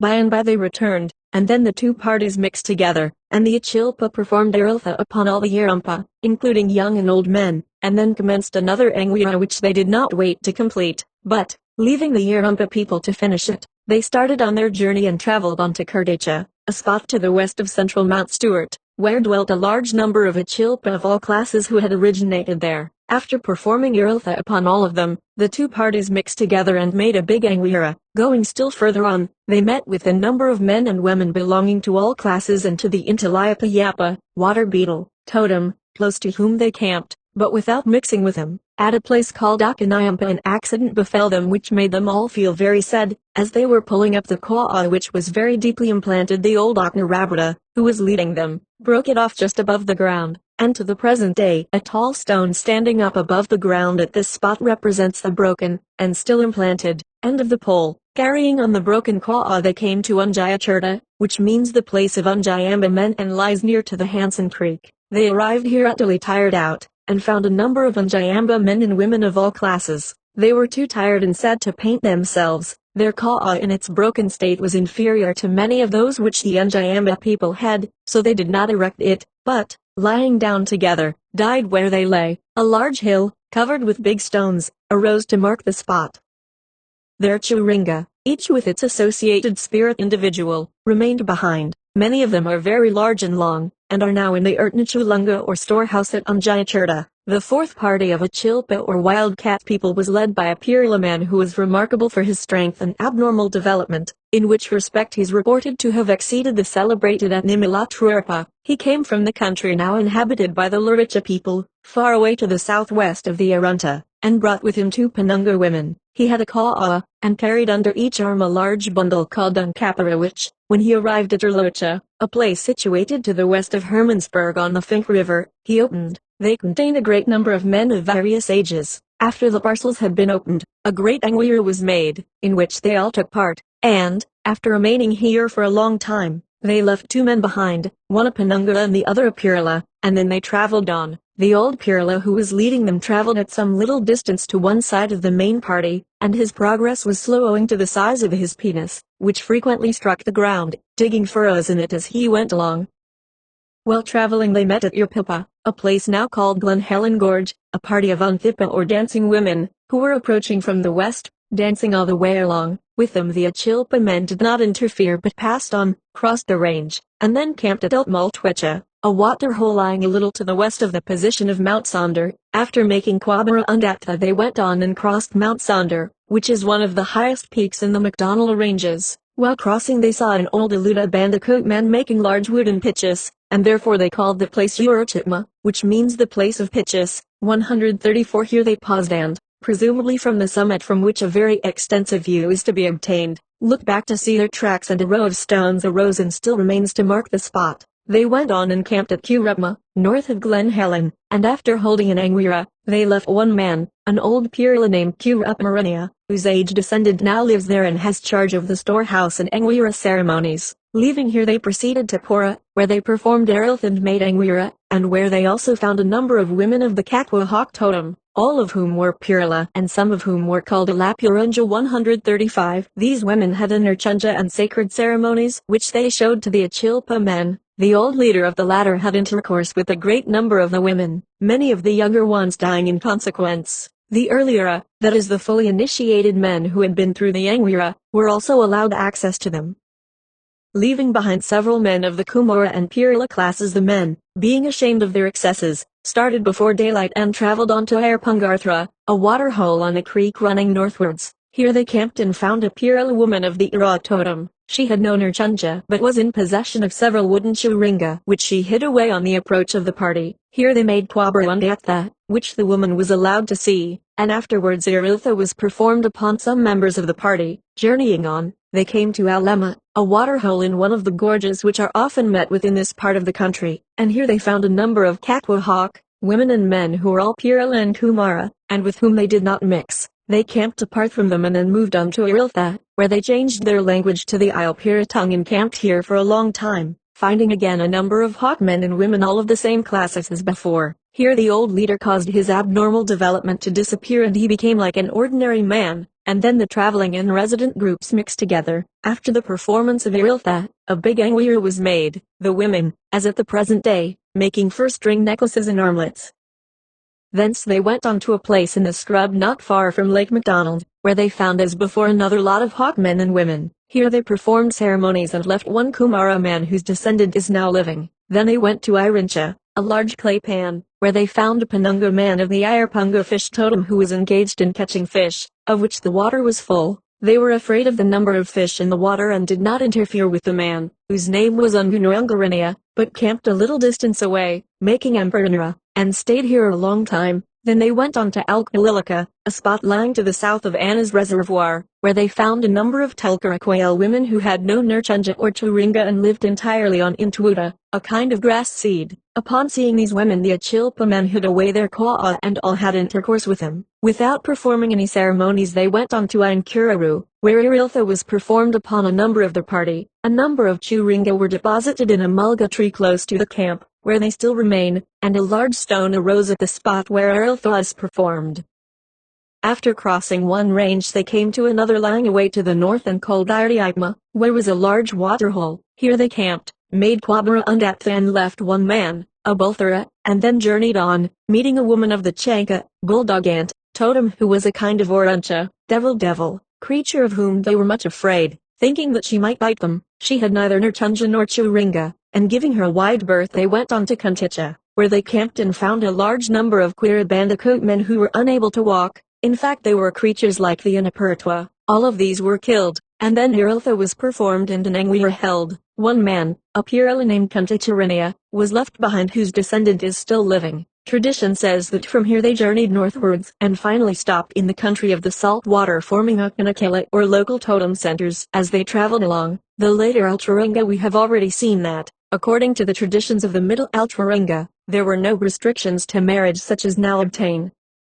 At Arthipita, for example, a Purila man and a Kumara woman, both of the Unjayamba, Hakia flower, totem, are represented as having been found living together by the Achilpa people. Again at Urchua there lived two Urchua or wild turkey women, one of whom is expressly stated to have had a child, and to have been the wife of an old Kumara man of the same totem, and at other places groups of Hawk men and women, all of the Purila and Kumara classes, who may not now marry one another, are represented as living together. The class names had been given in the first place by the Alakupert men who had traversed the country prior to the advent of the Achilpa. It looks much as if the traditions relating to the Middle Altwaringa were concerned with a people whose organization and marriage system were very different from those of the present Arunda tribe. The traditions as we know them now cannot, in respect to this matter, be simply explained by supposing that the references to the classes and totems are due to the fact that they have grown up amongst a people who have these class and totem names. If it were nothing more than this, then we should not expect to find such specific references to the living together of Purila and Kumara men and women, which is exactly the reverse of what now takes place,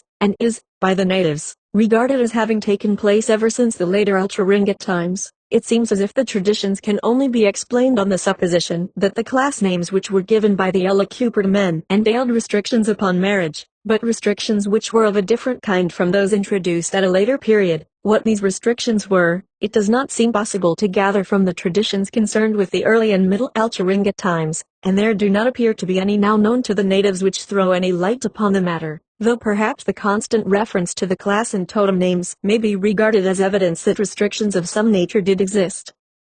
One thing appears to be quite clear, and that is, that we see in these early traditions no trace whatever of a time when the totems regulated marriage in the way now characteristic of many of the Australian tribes. There is not a solitary fact which indicates that a man of one totem must marry a woman of another. On the contrary, we meet constantly, and only, with groups of men and women of the same totem living together, and, in these early traditions, it appears to be the normal condition for a man to have his wife a woman of the same totem as himself. At the same time, there is nothing to show definitely that marital relations were prohibited between individuals of different totems, though, in regard to this, it must be remembered that the instances recorded in the traditions, in which intercourse took place between men and women of different totems, are all concerned with the men of special groups, such as the Achilpa. Further still, it may be pointed out that these were powerful groups who are represented as marching across country, imposing certain rites and ceremonies upon other people with whom they came in contact. The intercourse of the Achilpa men with women of other totems may possibly have been simply a rite, forcibly exercised by what may be regarded as a conquering group, and may have been subject to no restrictions of any kind. As to the people with whom the Achilpa came into contact, and whom they found settled upon the land, the one most striking and at the same time most interesting fact, is, as just stated, that a man was free to marry a woman of his own totem, as he is at the present day. And further still, we may even say that the evidence seems to point back to a time when a man always married a woman of his own totem. The references to men and women of one totem always living together in groups would appear to be too frequent and explicit to admit of any other satisfactory explanation. We never meet with an instance of a man living with a woman who was not of his own totem. 136, as we surely might expect to do if the form of the traditions were simply due to their having grown up amongst a people with the present organization of the Arunta tribe. It is only, during these early times, when we come into contact with a group of men marching across strange country that we meet, as we might expect to do, with evidence of men having intercourse with women other than those of their own totem. Turning now to the later Altwaringa period, we find that it was after the time of the Ungambicula, the Alakupra and the Achilpa, that the organization now in vogue was adopted. The present system of marriage, and a proper understanding of the class system, is traditionally ascribed to the wisdom of the earlier Emu people of 4 widely separated localities. The Aknarabita, or great leader of the Thura group, living near to what is now called Glen Helen in the McDonnell Range, proposed a system which permitted of Penunga men marrying Purula women, and of Bulthurad men marrying Kumara women, and vice versa. According to this, men and women who now stand in the relation of Unkula, as well as those standing in the present relation of Unawa, could marry each other. His proposal was carried out in his immediate neighborhood, and he was also supported by the Aknarabita of the southern Emu people living at a place called Umbachunga, the Aknarabita of the Olokira and early Ipma groups, who lived about 100 miles to the north, were what is called Chirunka, which means very wise, and they said that it was not good for Unkula to marry. At a meeting between them and the 2 other Aknarabita, it was decided that the plan of the northern men was the better one, and made, as the natives say, things go straight, and it was decided to adopt the new system. Tradition says that the Aknarabita of one of the northern Emu groups living at early Ipma, sent out Inwara, that is messengers carrying the sacred Churinga, to summon the people from all directions. They assembled at early Ipma, which is situated in the country of the Alpira tribe away to the north of the McDonnell Range, and were led thence by the Aknarabita, whose name was Ungwarnalitha, to Apora, now called the Belt Range, where a great Engwira was held. After this was over, all the people stood up, each man with his wife or wives behind him, and those who were wrongly united were separated, and the women were allotted to their proper Unawamen. The old man Ungwarnalitha presided at the Engwira, and he was assisted by old Emu men of Olokira, Thurafarada, Umbachinia and other places, all of whom had agreed with him that the change should be introduced. The intermarrying halves stood in the relationship of Unawa to each other, this term being a reciprocal one, while the other halves were Unkula to each other. Thus, if we take the case of a Penunga man, under the old system all Purula women were eligible to him as wives, but under the new one only half of the Purula were Unawa to him, and half were Unkula. With the former, or rather with those of them assigned to him, he might have marital relations, but the latter were strictly forbidden to him. Taking all these traditions together, we can see in them indications, more or less clear, of the following stages, which are supposed by the natives to have been passed through in the development of the tribe. So far as its organization and certain important customs are concerned, we have 1. A period during which 2 individuals who lived in the western sky, and were called Ungambicula, came down to earth and transformed Inapertua creatures into human beings, whose totem names were naturally those of the animals or plants out of which they were transformed. The Ungambicula also performed the rite of circumcision on certain, but not all, of the men, using for this purpose a fire stick. 2. A period during which the Ulakupra or Little Hawk men introduced the use of the stone knife during circumcision.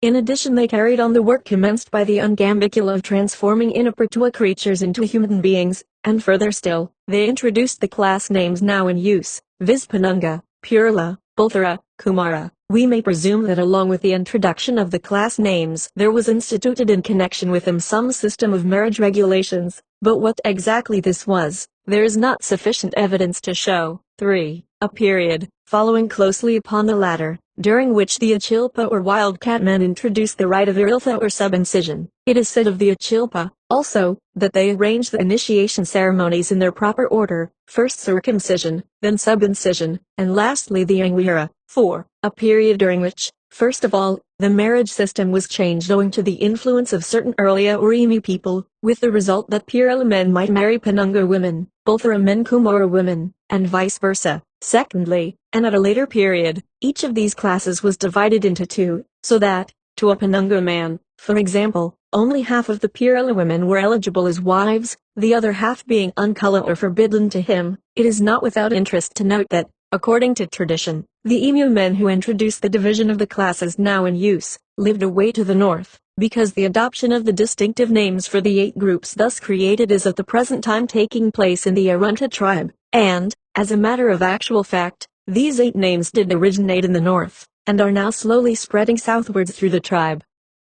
Zaya, traditions dealing with the origin of the Altringa ancestors continued. The Ugnaringada or Wichiti Grub Totem. The most important group of the Ugnaringada Totem is located in the neighborhood of Alice Springs in the northern part of the McDonnell Ranges, and consists all told, men, women and children, of 40 individuals, which is the largest number, in any one local group, with which we are acquainted. The totemic name is derived from that of a grub or larva, which in turn derives its name from a bush called Udnaringa, upon which the insect feeds and deposits its eggs. The bush bears a berry of which emus are very fond. The Udnaringada people in this locality occupy a tract of country which is about 100 square miles in extent, and through the center of which runs a range of often lofty hills, amongst which occur the gaps or gorges with which they are especially associated. The western boundary of their country is coterminous with the eastern wall of the gap called by the natives Unteripa, and by the whites the Heavy Tree Gap. The eastern boundary is formed by the Adnarinia or Jesse Gap. At various places throughout this district, Udnaringada people originated in the Alturinga from their animal ancestors, and these Alturinga people deposited Churinga at various spots during the course of their wanderings, or where they originated. The Alturinga Udnaringada people, both men and women, are supposed to have been full of eggs, which are now represented by rounded water-worn stones, many of which are stored in the Urtnachulunga at the various gaps, and are called Churinga Unchima. Every prominent and many insignificant natural features throughout this strip of country, the most picturesque part of the great central area of the continent, has some history attached to it. For example, a gaunt old gum tree, with a large projecting bole about the middle of the trunk, indicates the exact spot where an Alturinga man, who was very full of eggs, arose when he was transformed out of a witchetty grub. When he died, his spirit part remained behind along with his Churinga, and used to especially frequent this tree, and therefore, when that spirit went inside a woman of the local group and was reincarnated in the form of a man who died a few years ago, that special tree was the Nanja tree of that man, an insignificant-looking splinter of black, gneissic rock, projecting from the ground at another spot, indicates the exact place at which a woman of the Alturinga arose whose living reincarnation, an old woman, is now to be seen at Alice Springs. Emily Gap, or, as it is called by the natives, Untherqua, is, probably, owing to its central position, the most important spot in the Udnaringada country.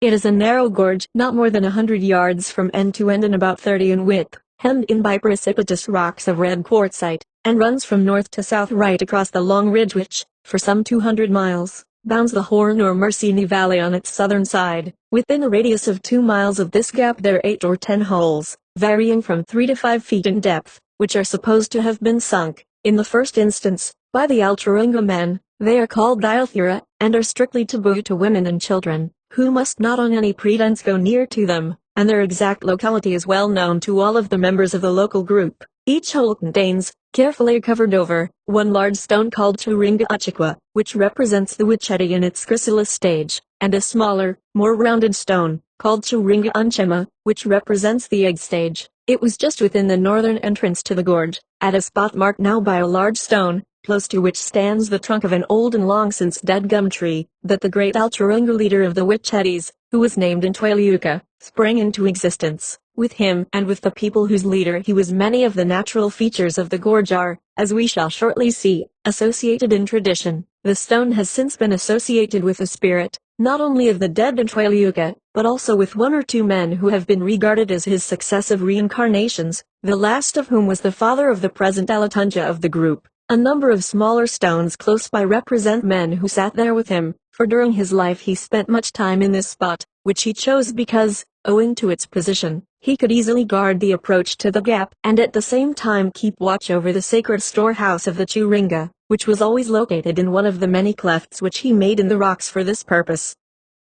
In the western wall of the gap is situated the sacred cave which is called the Ialthura Aknara, or the Great Ialthura, at which he performed the ceremony called Intichiuma, the object of which was then, as at the present day, to increase the number of the Udnaringada grub on which he and his companions fed. Directly opposite to this, but low down on the eastern wall of the gap, is the sacred Alkinia, a drawing on the rocks which it is believed sprang up spontaneously to mark the spot where the Alturinga women painted themselves, and stood peering up and watching while Ntwaliuka and his men performed Intichiuma. This spot is called the Erlaquera, or Camp of the Women, in the Alturinga, and one of the drawings is supposed to represent a woman leaning on her elbow against the rocks and gazing upwards. In this, as in many other instances, we meet with traditions showing clearly that in past times the position of women in regard to their association with sacred objects and ceremonies was very different from that which they occupy at the present day, when, for example, no woman dared to venture near to the sacred spot while Intichiuma was being performed there. About 200 feet below the Ialthura, a steep,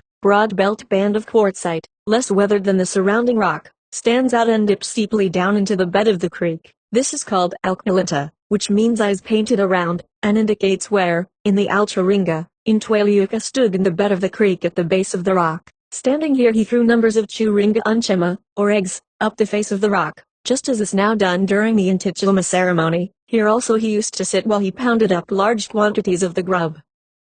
On the northern edge of the rock is a long, deep, ridge-shaped depression, which looks as if the stone had been cut out with a great knife, and this marks the spot where the special pitchy of Intwaliuka rested while he poured into it the pulverized grubs. A high precipitous wall of rock rises abruptly from the top of the Alknilita, and in a line with the massive rock an old pine tree stands and marks the spot where Churinga Unchima were stored by Intwaliuka for Intichiuma purposes, and where they are still stored by his successors. These special Churinga represent the eggs which the Alcharinga people carried in their bodies, and at the present day every man belonging to the totem has a few of these which he believes were carried thus by his Alcharinga ancestors, and when he dies they are buried with him. Any round pebble found in the vicinity of the gap may be one of these Churinga, but only the old men are able to tell whether it is genuine or not. Looking south from the spot last referred to, a group of stones can be seen which mark the spot where a group of men coming into the gap in the Alcharinga sat down. At the west side of the northern entrance a great jumble of quartzite boulders, much weather-worn,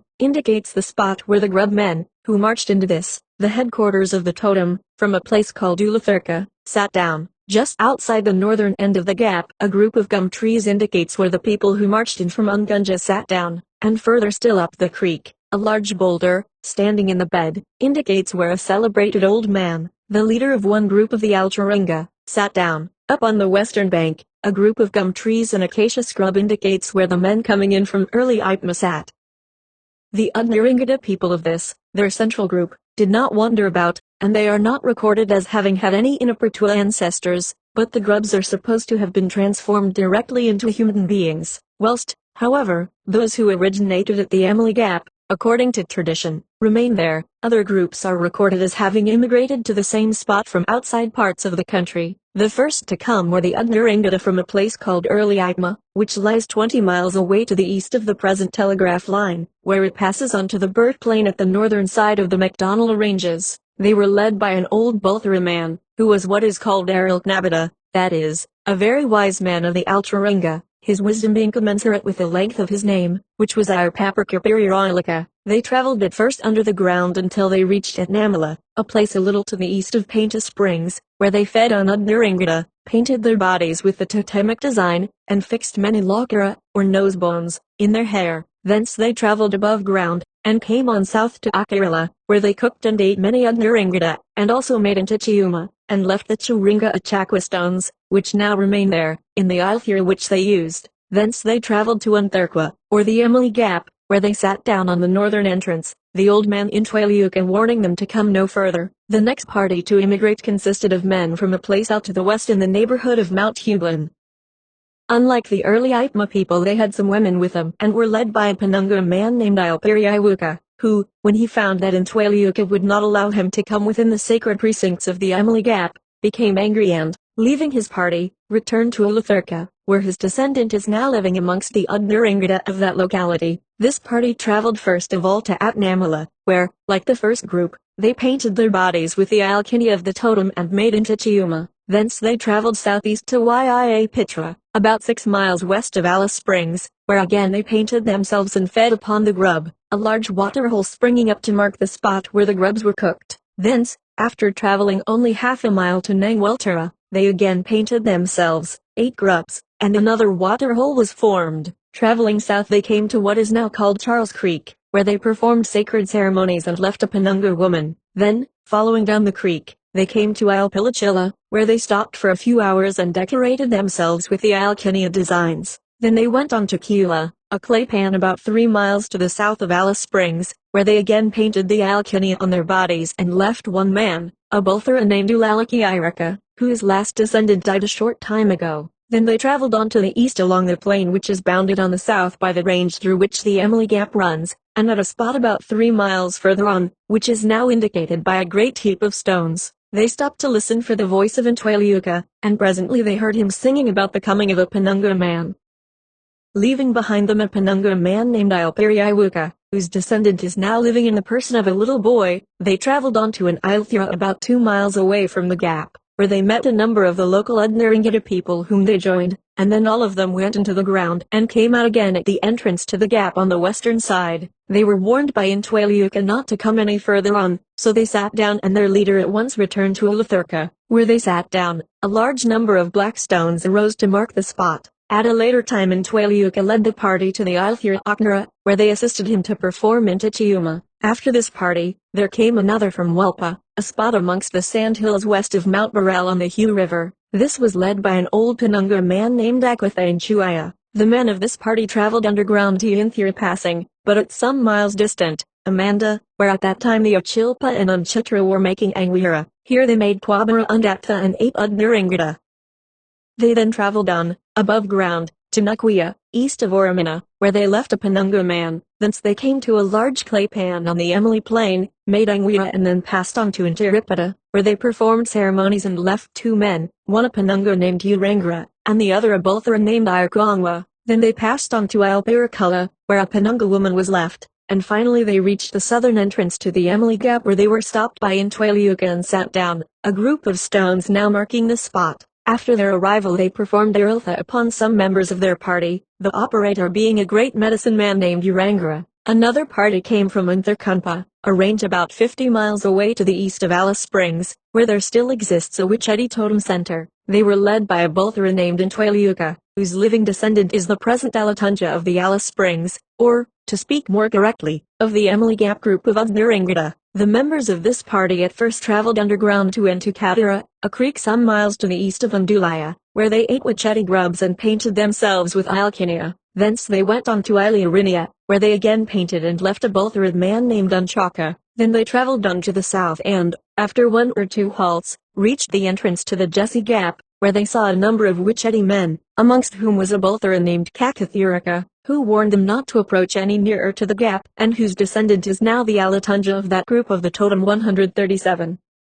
Then they journeyed on to Laliknica on the Emily Creek about 4 miles north of the gap, where they painted Alkinia on their bodies and left 1 woman, a Penunga, whose descendant is one of the daughters of the present Alatunja of Emily Gap. Thence they traveled on to the Todd River, where some men and women were left, and then, following the banks down to a spot, about half a mile away from the gap, where a Penunga man named Pitcher Irinia was left. They rested for a short time and then went until they came to the eastern side of the Emily Gap, where they sat down all together and a group of trees arose to mark the place. The last party of immigrants came from Unjuia in the Heart Ranges. The members of this party were of both sexes, and they traveled underground until they reached Ilperelcha, a spot on the Emily Creek a few miles to the north of the gap, where they painted themselves with Ilkana and ate Wicheti grubs. Then they went on to Achilpa Interninja, the spot at which one of the traveling groups of the Achilpa lost a small churinga. After painting themselves here and eating some more of the totemic grub, they came to Laliknica, and then on to one of the Ilthura, where they halted because they heard the voice of Intwailiuka singing. Here they left 1 Bolthara man, and going on stopped every now and then to listen for the singing. Camping on the Emily Creek half a mile to the north of the spot called Chilipata, they left here a Bolthara woman named Chantunga, and then going on they performed some sacred ceremonies.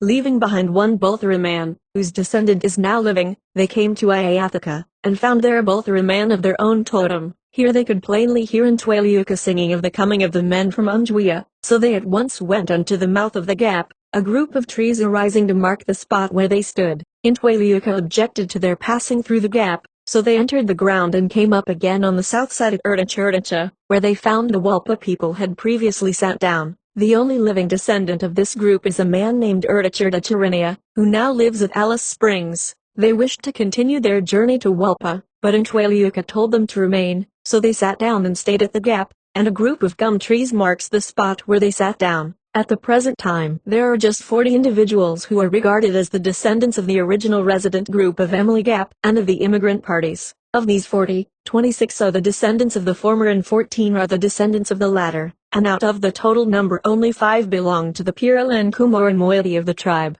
The wanderings of 3 women.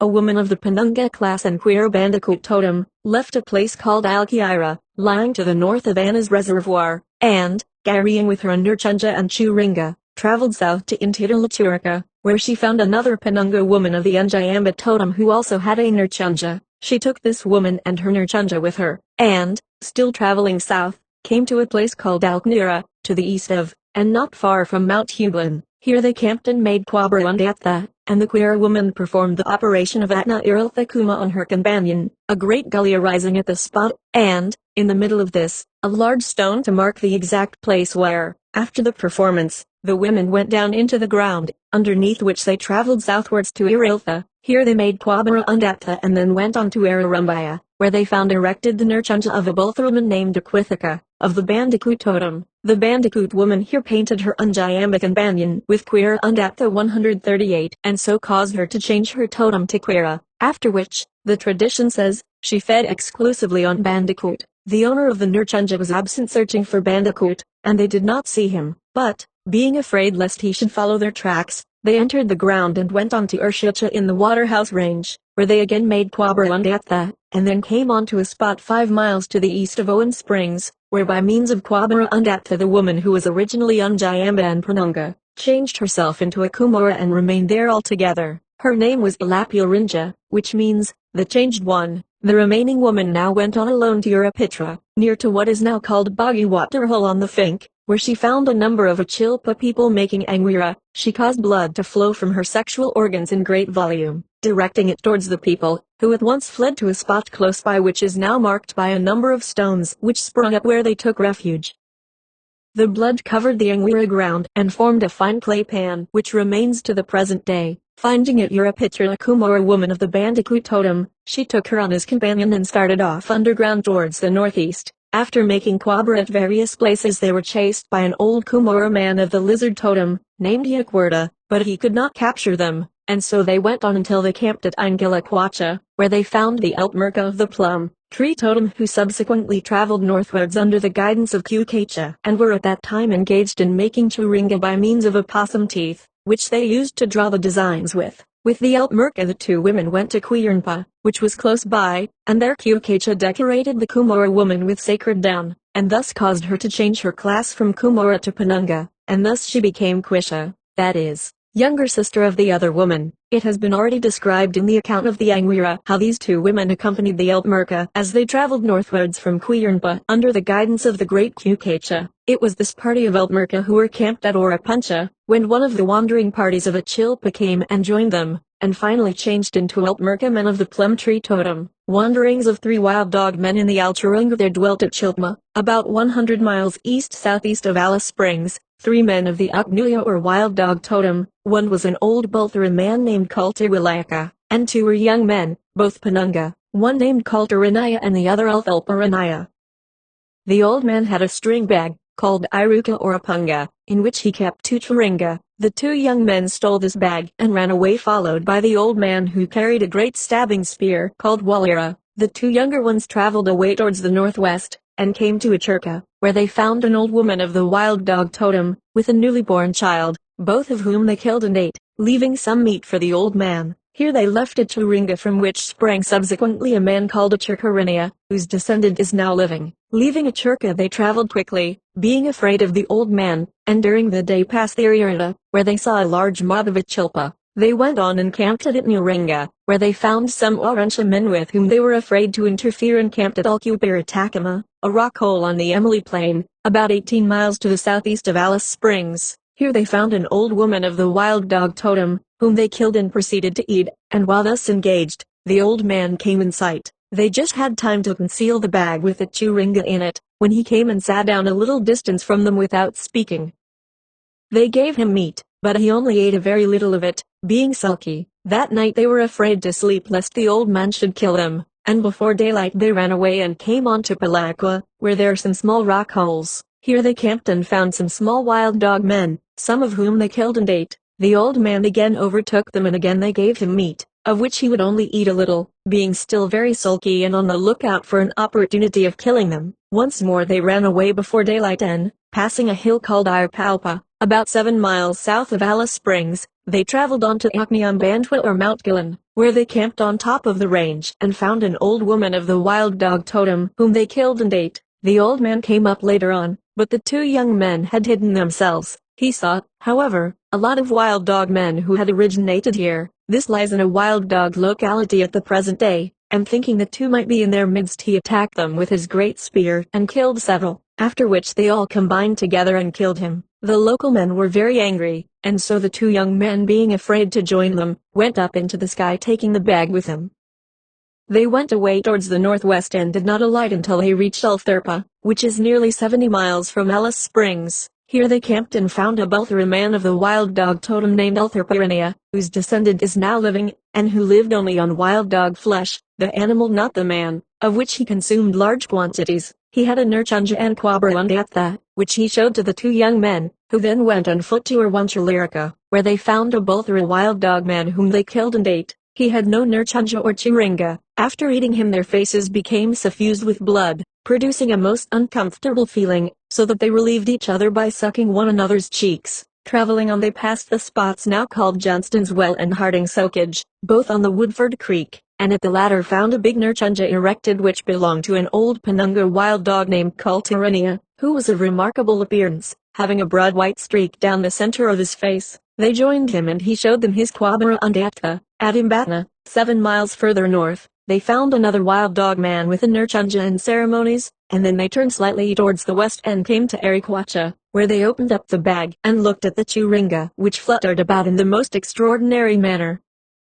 They closed it up again, and traveling on crossed Hansen Creek at Urumbia, and reached Kurdacha away to the west of central Mount Stewart, where, long afterwards, one of the Achilpa parties camped. Here they deposited the bag containing the churinga, from which sprung a Kumara man whose name was Kurdacharinia. A large stone arose at the spot where the churinga was deposited. Only one wild dog man can arise, at a time, at the spot which lies in the middle of an Achilpa locality. After they had deposited the churinga, one of the men mounted onto the back of the other and went into the ground, and it is only the faraway western people who know where they came out again. Wanderings of two Unjayambit or Hakia women, two women of the Unjayambit totem, named respectively Abmora and Cuperta, sprang up at Unguiranunga, about 35 miles north of Alice Springs, where they had a nurchunja and churinga, and dwelt alongside their Urtnachulunga. Leaving this place they entered the ground, and came out again at Arapara, where they saw a Pirilla wildcat woman named Iriltha Mariltha, who originated here and had a big nurchunja, and whose descendant is now alive. The two women did not join her but camped close by, and ate Unjayamba, on which they always fed. Thence, traveling above ground, they went to Akilatunga, where they erected their nurchunja and walked about looking for Unjayamba, but did not see another Unjayamba woman, a Pirilla of that name, who was camped in the locality with a large nurchunja, round which one of the Achilpa parties danced when they passed by. Taking their nurchunja to pieces, they went on to Atnara Ungwarnomunia, where they camped and ate Unjayamba. Thence they went to Untipata, where they erected their nurchunja again, played about, and looked for Unjayamba. Then they once more took their nurchunja to pieces and traveled on to the Oramina rock hole, where they went into the earth, and two large stones arose to mark the spot beneath which were their churinga. The descendant of Abmora is now living, and one of the two stones is her Nenja. The descendant of Cuperta died recently, and it will be some time before she will again undergo reincarnation. In the following accounts, which refer to the wanderings of Erlia, or Emu, Yerumpa, or Honey and Ichunpa, or lizard men, we omit the greater part of the details, as these are closely similar to those already given in the case of other totemic groups. Wanderings of the Emu men. These people originated at a place called Early Unpa, about 10 miles to the east of Giles Creek, which is situated 80 or 100 miles east of Alice Springs. A party of men, accompanied by 3 women, left this place, traveling nearly due west. They carried nurchunjas on their heads, and their bodies were at first covered with feathers, which they gradually shed along their line of route until at last they had all disappeared. Their first camping place was at Onira, where they went into the ground. They came out at Ulpira and traveled to Karparakura, a little west of Soda Creek, where they found a group of Emu people of both sexes. Here they left a number of men and traveled on in a general westerly direction, following the trend of the main McDonnell ranges and forming totem centers at various spots as they went along, the exact locality of which is known to the natives. About 50 miles to the west of Alice Springs they shed their few remaining feathers, and a short distance beyond what is now called Glen Helen, they entered the earth and did not come out until they reached a port in the Belt Range, at the western end of the McDonnells, where they found and stayed with a local group of Emu men and women, forming there an important Emu totem center. Wanderings of the honey ant people. The Yarumpa or honey ant people, who were of all classes, originated at a place called Ilaiba, in the Mount Hay country. From this spot, which is the great center of the totem, they dispersed in various directions. A great Aknarabita, named Abmayuanwiria, started out from Ilaiba to see what the country out northwards was like, and, returning after many days, told his people that he had found another mob of honey ants far away in the northeast, and that he intended leading a party to them. After performing a lot of ceremonies which the women were allowed to see, he started off with the party, and after finding 2 or 3 honey ant men living in the scrub in various places, it may be noted that the honey ant is found in Mulga scrub. They came to Ankalicha, where the water hole by which they camped was dry. They suffered much from thirst, and so opened veins in their arms and drank blood, some of the old men consuming immense quantities. Then they went into the ground, and alternately traveling above and underground, came to a spot on the Burt Plain, where it is related that they made alperla. This is a drink made by steeping the bodies of the honey ants in water, and then kneading them until the honey is pressed out and mixed with the water. The alperla was mixed in the hafts of their shields.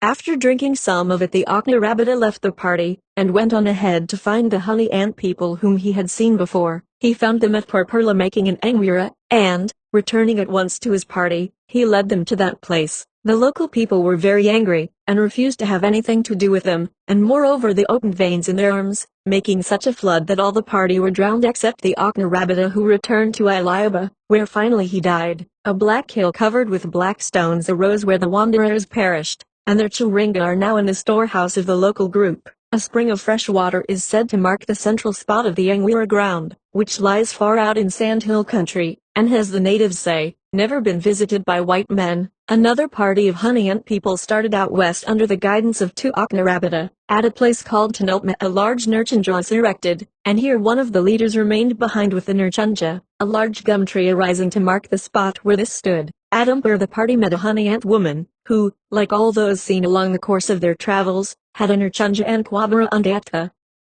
When she died, a large stone arose to mark the spot, and this is the Nanja of her living descendant. Adampira Iriltha was performed upon some of the party. Then they traveled on to Lucaria, where they found a large number of honey ant men and women who had many Nurchunjas. On seeing the strangers, the women were very angry, and assumed a threatening attitude, stamping and beating the air with their palms extended outwards, shouting Yalakapira Aranilla Lichilla Chiringa Aknaranununja, stop, don't advance, we have many Chiringa. The party, frightened, camped a little distance away, where they erected a Nurchunja and performed Iriltha. The local honey ants did not come near to them. They traveled on westwards, camping near Mount Hughlin and on the Dashwood Creek, and forming various totem centers. At a place called Amulaperta they stayed for a few hours performing Iriltha, and all the men had intercourse with a Penunga honey ant woman.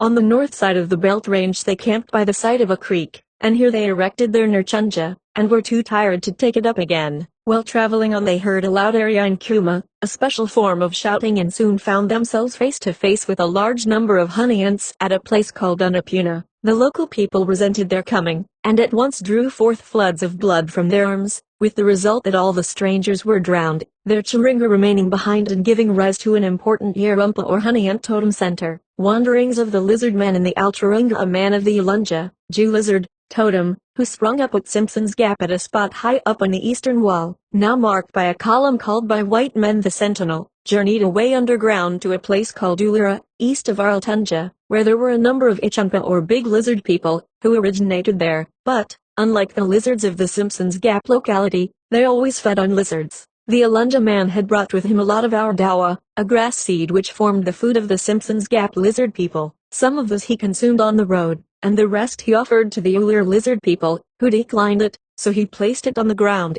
a large stone now marking the spot. Having induced the Ichunpa people to accompany him, they all started back for Simpson's Gap, carrying a number of Chiringa but no Nurchunja. On the way they ate Ichunpa, the Ulunja man joining them in doing so. Traveling westward, they camped at various places, and at one spot near to the Love Creek the younger men, whose duty it was to provide and cook the lizards for the older ones, only brought in a little to the old men, who were angry and called them Ankairurtwa, that is, greedy men, and to punish them caused them to become Anchanaya, that is, gray-haired. At Iralchurtna they made Quabarundatha, Gari and Chiringa on their heads, as shown during one of the Angwira ceremonies which represented one of those performed during this march. Here it was that some men of the Thipa Thipa, a bird totem, came and danced round them as they performed, and were afterwards changed into birds, which still hover over the Ichanpa lizards and show the natives where they are to be found. Leaving Irulchurtna, they still carried their Turinga on their heads, and the Thipa Thipa ran round looking at them. At a place on the Todd River in the Emily Plain they stayed some time performing Tipperta, that is, a long series of lizard ceremonies, and then moving on a little further, the party was divided into two by the Alunja man. One lot went away south to somewhere in the region of Erldunda, and the other kept on a westerly course till Ilaba, not far from the Heavy Tree Gap near Alice Springs, was reached. Here it is said that a Purla man who had a stumpy tail left the party, intending to go away, but changed his mind and returned.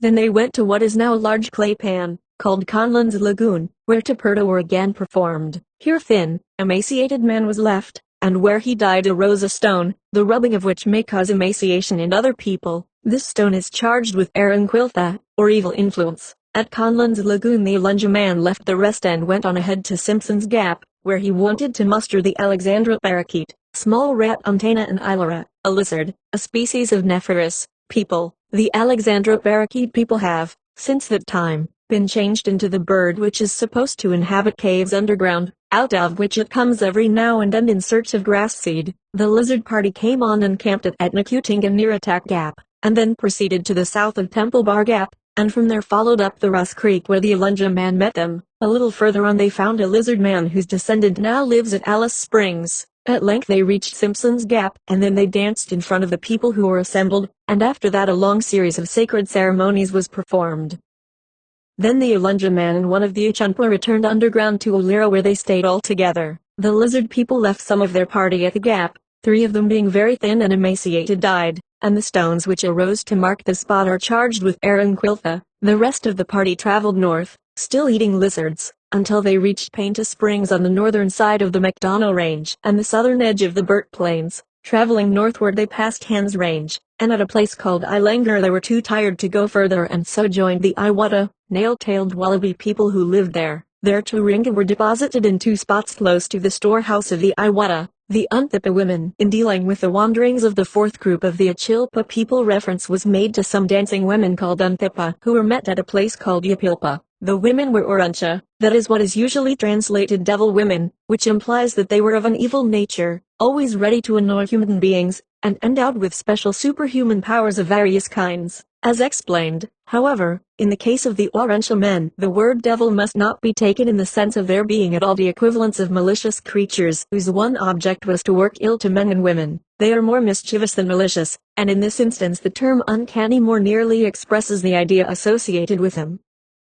These women were supposed to have sprung into existence far out in the Aldorla Ilunga, that is the West Country, and as they journeyed they danced all the way along carrying shields and spear throwers until they passed right through the country of the Arunta people. When they started they were half women and half men, but before they had proceeded very far on their journey their organs became modified and they were as other women. When they arrived at a place in the vicinity of Glen Helen they found a number of Akranana or carpet snake people who were assembled at Anipula where they were about to perform the rite of circumcision upon some Wurtjas, that is boys who had undergone the preparatory painting and throwing up which form the first of the initiatory rites. Such women as were unawa to the boys took the latter on their shoulders and carried them along with them, leaving them at various spots en route. After performing Lartna on them, women were also left occasionally. Somewhere out west of the River Jay the women changed their language to Arunta and began feeding on mulga seed, on which they afterwards subsisted. Upon arrival at a place called Wankama, about 100 miles further to the east,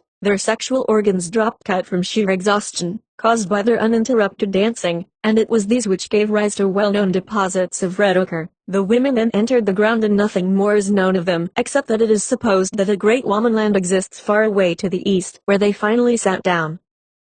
The long ridge of quartzite ranges, which forms a marked feature in the surface configuration of the country, in the region of the McDonnell Ranges, and extends east and west for more than 200 miles, forming the southern boundary of the long narrow Horn or Mariani Valley, arose to mark the line of travel which they followed. The Unthipa dance, which is performed during the ceremonies concerned at the present time with Lartna, refers to these women. Upon the night when the boy is taken to the ceremonial ground the women approach, carrying shields and spear throwers, and dance as the Unthipa women did in the Alcharinga, while the men sing, time after time, the refrain "the range all along," referring to the march of the Unthipa which the women are dancing in imitation of, at a later time also in the ceremony, after the boy has been painted and advanced to the grade of Wurtja, and just before the performance of the actual ceremony, one of the women, not, however, as in the case of the Unthipa Nanawa woman, but one who is nearer to the boy, placing her head between his legs suddenly lifts him up on her shoulders and runs off with him, as in the Alturunga the Unthipa women did, but, unlike what happened in the past, the boy is again seized by the men and brought back. Whichever these remarkable Unthipa women may have been, the myth concerning them, which has evidently arisen to account for certain curious features in the initiation ceremonies, may be regarded as evidence that there was a time when women played a more important part in regard to such ceremonies than they do at the present time. Tradition of Urkincha. In the Alturunga, one of the wandering parties of Achilpa or wildcat men were under the guidance of an old Oknarabrata named Etnamalatruripa, who was renowned for the size of his penis, the native word ispura,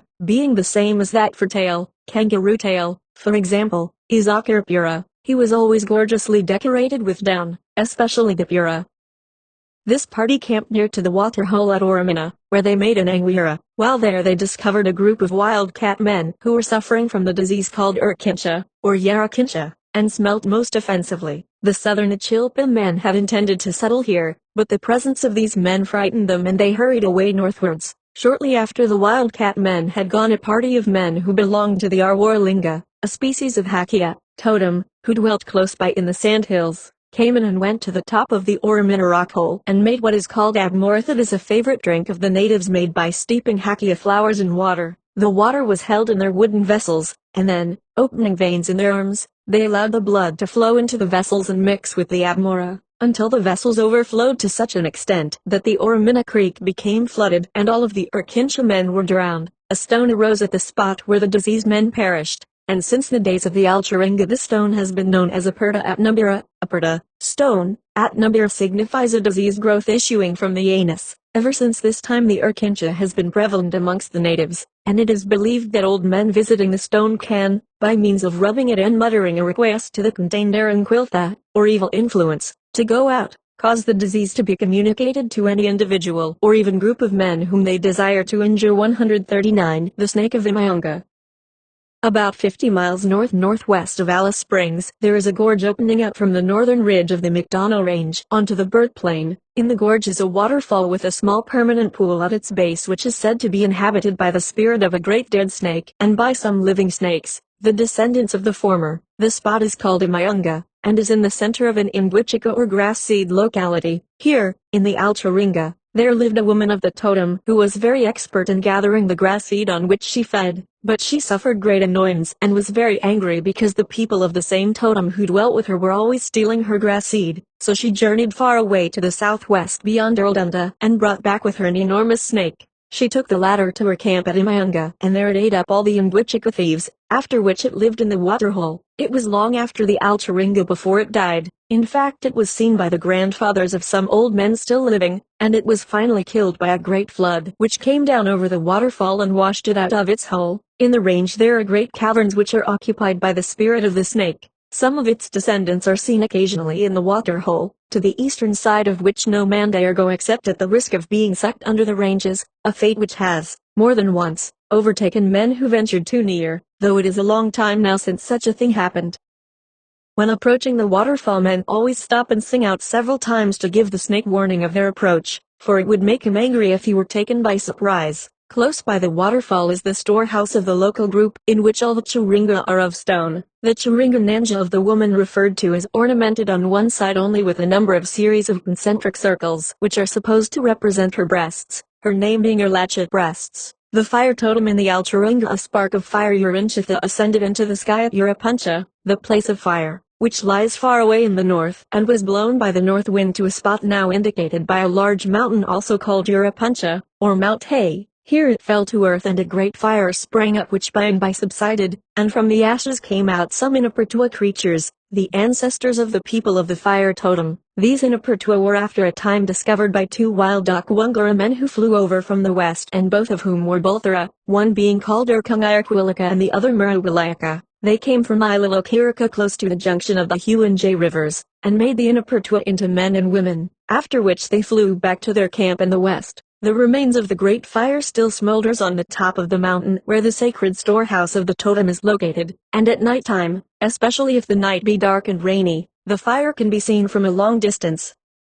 Close to the storehouse is a great block of stone, which in the Alcharinga was the piece of wood used by the great leader of the fire people, who was called Yaranguntaranyinga, for the purpose of being rubbed by the amara or spear thrower when he made fire. The amara is represented in the storehouse by a churinga, the origin of fire in the Alcharinga. A man of the Arunga or Euro totem, named Algura Artna, started from a place named Ilokinja out in the east in pursuit of a gigantic Euro which carried fire in its body. The man carried with him 2 big churinga with which he tried to make fire, but could not. He followed the Euro as it traveled westwards, trying all the time to kill it. The man and the Euro always camped a little distance away from one another. One night Algura Artna awoke and saw a fire burning by the Euro. He at once went up to it and took some, with which he cooked some Euro flesh which he carried with him and upon which he fed.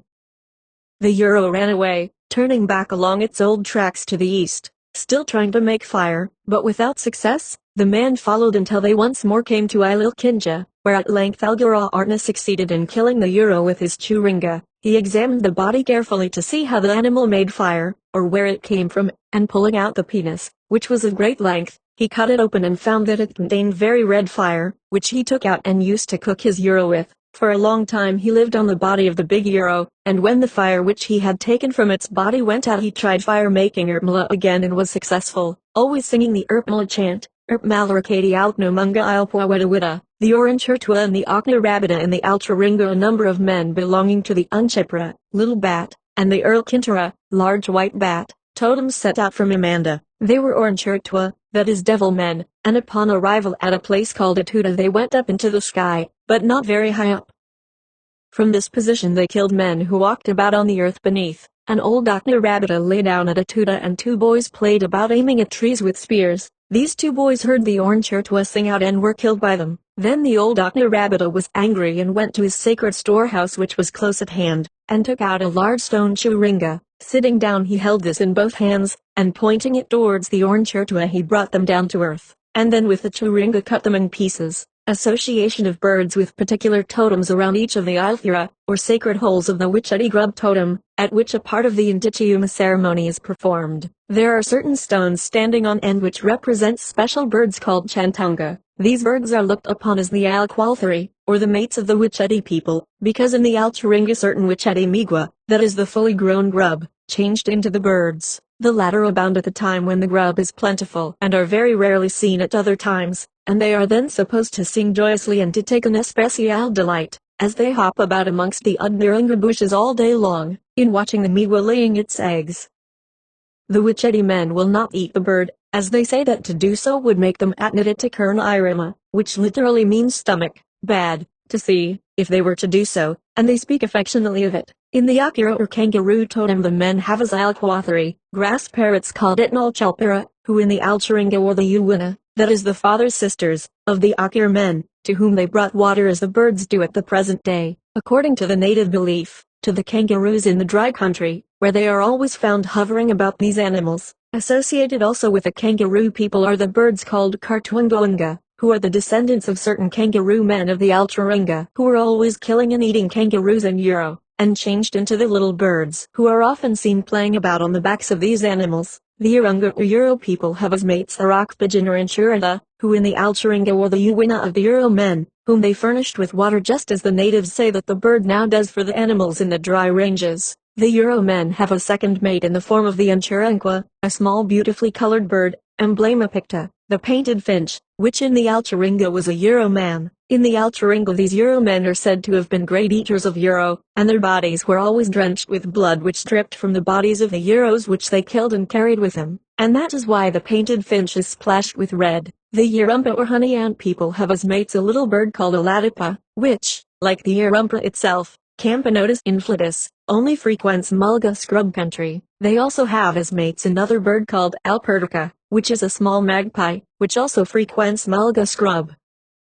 Both birds were once honey ant people. The emu people have as mate the little striated wren, Amatus striata, which they call lira lira, and the achunpa or big lizard people have a smaller lizard, Varanus punctatus, which they call ilchaquira. The quacha or water people have the waterfowl as their mate, and the early Watra, a large lizard, Varanus goldii, people, have a small cinquade lizard called Irpanta. All these mates of the people of various totems are held in affectionate regard by those to whom they are especially related, but except in the case of the mates of the witchetty grubs, there does not seem to be any restriction with regard to their not being eaten. Certain totems, such as the wild cat, the hakia flower and the crow, are apparently without any mates of this kind. In addition to these birds which are regarded as mates or the members of various totems, there are others which are regarded as representing men of the Altringa of particular totems which became extinct. Thus the little scarlet-fronted Epithanura, tricolor, which the natives call Ninchi Lapa Lapa, were men who in the Altringa continually painted themselves with red ochre, until finally they changed into the bird. Again, in connection with the wanderings of a group of lizard men, we meet with a tradition which says that as they wandered across the country in the region of Simpson's Gap in the MacDonnell Ranges, they came across a group of people of the Atnan Purichira or Princess Alexandra Baraki totem. For some reason they all changed into the birds, and now they live far underground, only coming up at intervals near their old camping ground to look for grass seed on which they feed, an allusion probably to the fact that this particular bird has a strange habit of completely disappearing out of the district for years at a time and then suddenly appearing in large numbers. Associated with the lizard people is a small bird called Thipa. In the Altringa these were men of that totem who came and danced round the lizard people as they performed ceremonies, and for some reason were transformed into the birds, which have ever since continued to hover round the lizards, and by doing so often show the natives where the animal is to be found. In one of the ceremonies of the Anguira they were represented by two men who danced around a lizard man. 12. Customs concerned with knocking out of teeth, nose boring, etc. Knocking out of teeth.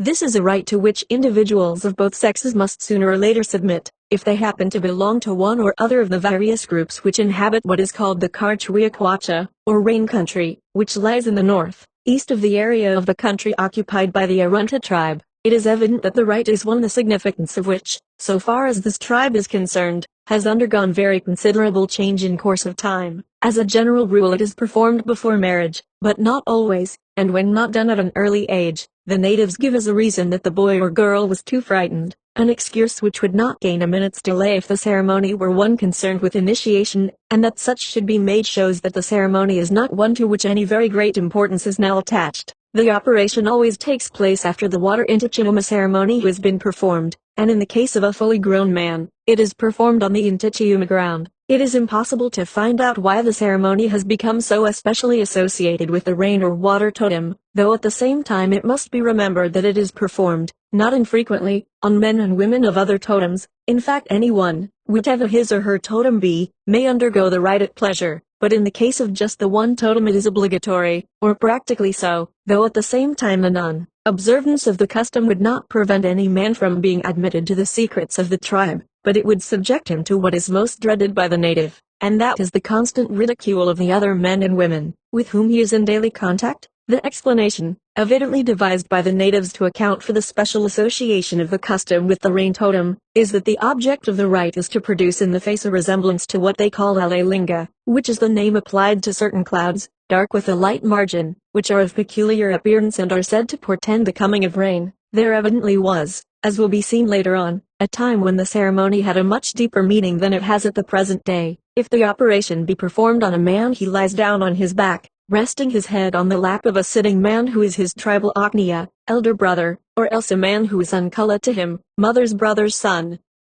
The latter pinions his arms and then another Akilya or Unkala fills his mouth with fur string for the purpose, partly, they say, of absorbing the blood and partly of deadening the pain, and partly also to prevent the tooth from being swallowed. The same man then takes a piece of wood, usually the sharp hard end of a spear, in which there is a hole made, and, pressing it firmly against the tooth, strikes it sharply with a stone. When the tooth is out, he holds it up for an instant so that it can be seen by all, and while uttering a peculiar, rolling, guttural sound throws it away as far as possible in the direction of the Miramia Altringa, which means the camp of the man's mother in the Altringa. The man who has been operated upon then gets up and picks up some boomerangs which he throws at a shield which has been fixed upright in the ground some little distance away, throwing them gently so as not to hurt the shield. There is no singing or demonstration of any kind, other than that described, but the mother of the man must provide an offering of mirna, that is seed food of some kind, or yams, and send it to the tribal Akila or Unkala who performed the operation, and he, in his turn, must provide an offering of food for the use of the man on whom he operated, which is a curious reversal of the usual rule, according to which it is necessary, in all other cases with which we are acquainted, for the man who has been operated upon to provide the operator with food. 140. In the case of boys, the operation is performed away from the Intitiuma ground near to which they may not go, and at this ceremony women may be present, for with regard to the Intitiuma ground the same restriction applies to them as to boys. The performance is carried out in the same way as described, and the same rules apply with regard to the offering of food.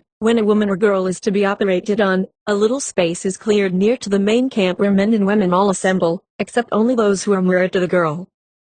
A tribal Akilia sits down and the girl lies with her head in his lap, and the operation is conducted as in the case of the men and boys, being almost always performed by a tribal Akilia. The tooth when taken out is lifted up with the same guttural sound and thrown in the direction of the mother's Alcharinga camp. The girl now springs to her feet, and seizing a small pitchie which has been placed close at hand for the purpose, fills it with sand, and dancing over the cleared space agitates that pitchie as if she were winnowing seed. When it is emptied she resumes her seat amongst the women. Previous to the operation the Akilia places in her hair a top knot of feathers of a cockatoo, which is returned to him later on. The girl, not her mother, must now provide an offering of seed food for the use of the operating Akilia, and he in his turn must send her an offering of meat. Amongst the Kaddish tribe the operation on men is performed by tribal Akilia, and on women and girls by tribal Ungaracha, elder sisters, and in both cases, just as in the Irunta and Ilpira tribes, the tooth is, when extracted, thrown in the direction of the mother's Alcharinga camp. The existence as well as the details accompanying the performance of this custom in these central tribes is of considerable interest. As is well known, it forms amongst many of the eastern and southeastern tribes of Australia the most important initiation ceremony, after passing through which the young men are admitted to the status of manhood. Amongst the central tribes it has no such significance, and it is not even of universal occurrence amongst them. At the same time, the ceremony which accompanies the operation may in all probability be regarded as indicative of a time when it was a more important rite than it is at the present day. Circumcision and subincision are amongst these tribes the initiation rites, and they are as characteristic in this respect of the central tribes as the knocking out of teeth is of certain tribes of the east and southeast of the continent. If, however, we examine more in detail the accounts of the ceremony as conducted in the Arunta and certain of the latter tribes, we find unmistakable points of agreement which are difficult to account for on any supposition except that the two have had a common origin in times past. Blandowski 141 in writing of certain Victorian natives, says, that on arriving at manhood, a youth was conducted by 3 leaders of the tribe into the recesses of the woods, where he remained 2 days and 1 night. Being furnished with a suitable piece of wood, he knocked out 2 of the front teeth of his upper jaw, and on returning to the camp gave them to his mother. Then he again returned to the woods for the same length of time.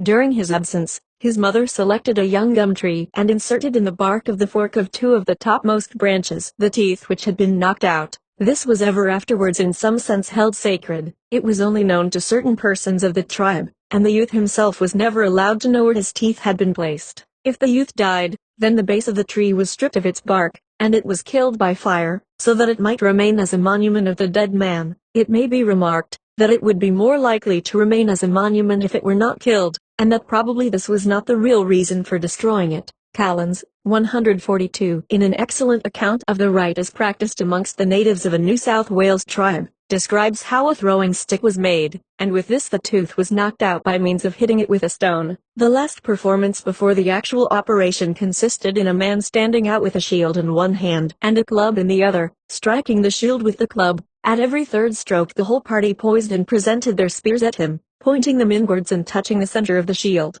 This concluded the ceremonies previous to the operation, and it appeared significant of an exercise which was to form the principal business of their lives, the use of the spear. Further on he says, the natives when speaking of the loss of the tooth always use the word Yurlahang Arabadayahang, which appears to be compounded of the name given to the spot where the principal scene takes place, and of the most material qualification that is derived from the whole ceremony, that is, the throwing of the spear.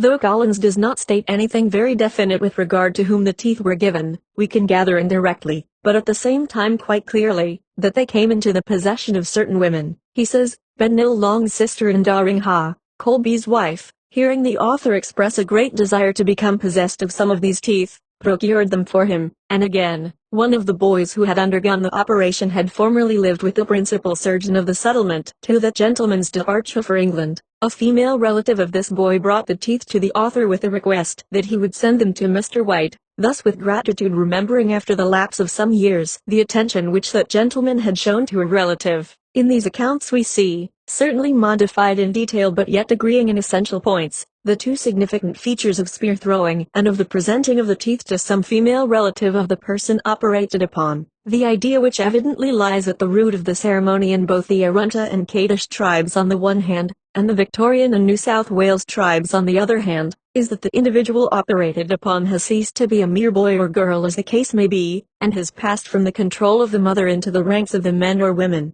and the tooth is probably given to the mother or female relative as an indication of this. In those tribes in which the ceremony is one of initiation it is not of course practiced, at the present day, upon women, but when it ceases to be an important ceremony of initiation, then the same idea is, as it were, carried over to the women along with the ceremony itself. In the Central Australian tribes for example, the rite has ceased to hold the importance which it still retains, or rather did until the advent of the white man and their consequent extinction. Amongst the tribes of the eastern coastal district, in the former it has given place to a new and presumably more recently developed form of initiation ceremony, that of circumcision followed by subincision.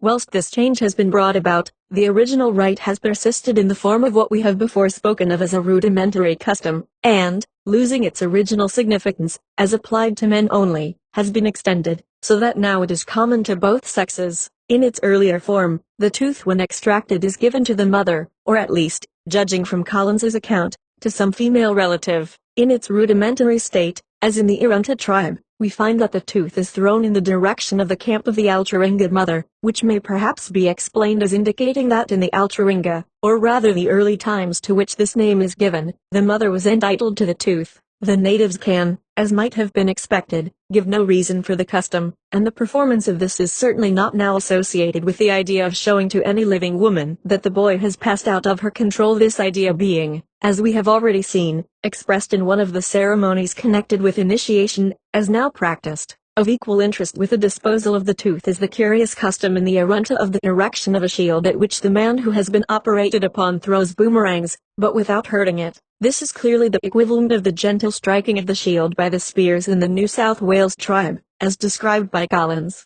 In the one case the men assembled touch the shield with their spears, in the other the man who has been operated upon throws boomerangs at it, but in both we have the fundamental idea represented that the individual passing through the ceremony has arrived at the age of manhood when he may use the weapons by which the men both defend themselves and secure their prey. In the Arunta and Kaddish tribe we find, when the rite is extended to include women as well as men, that the same two fundamental ideas are expressed.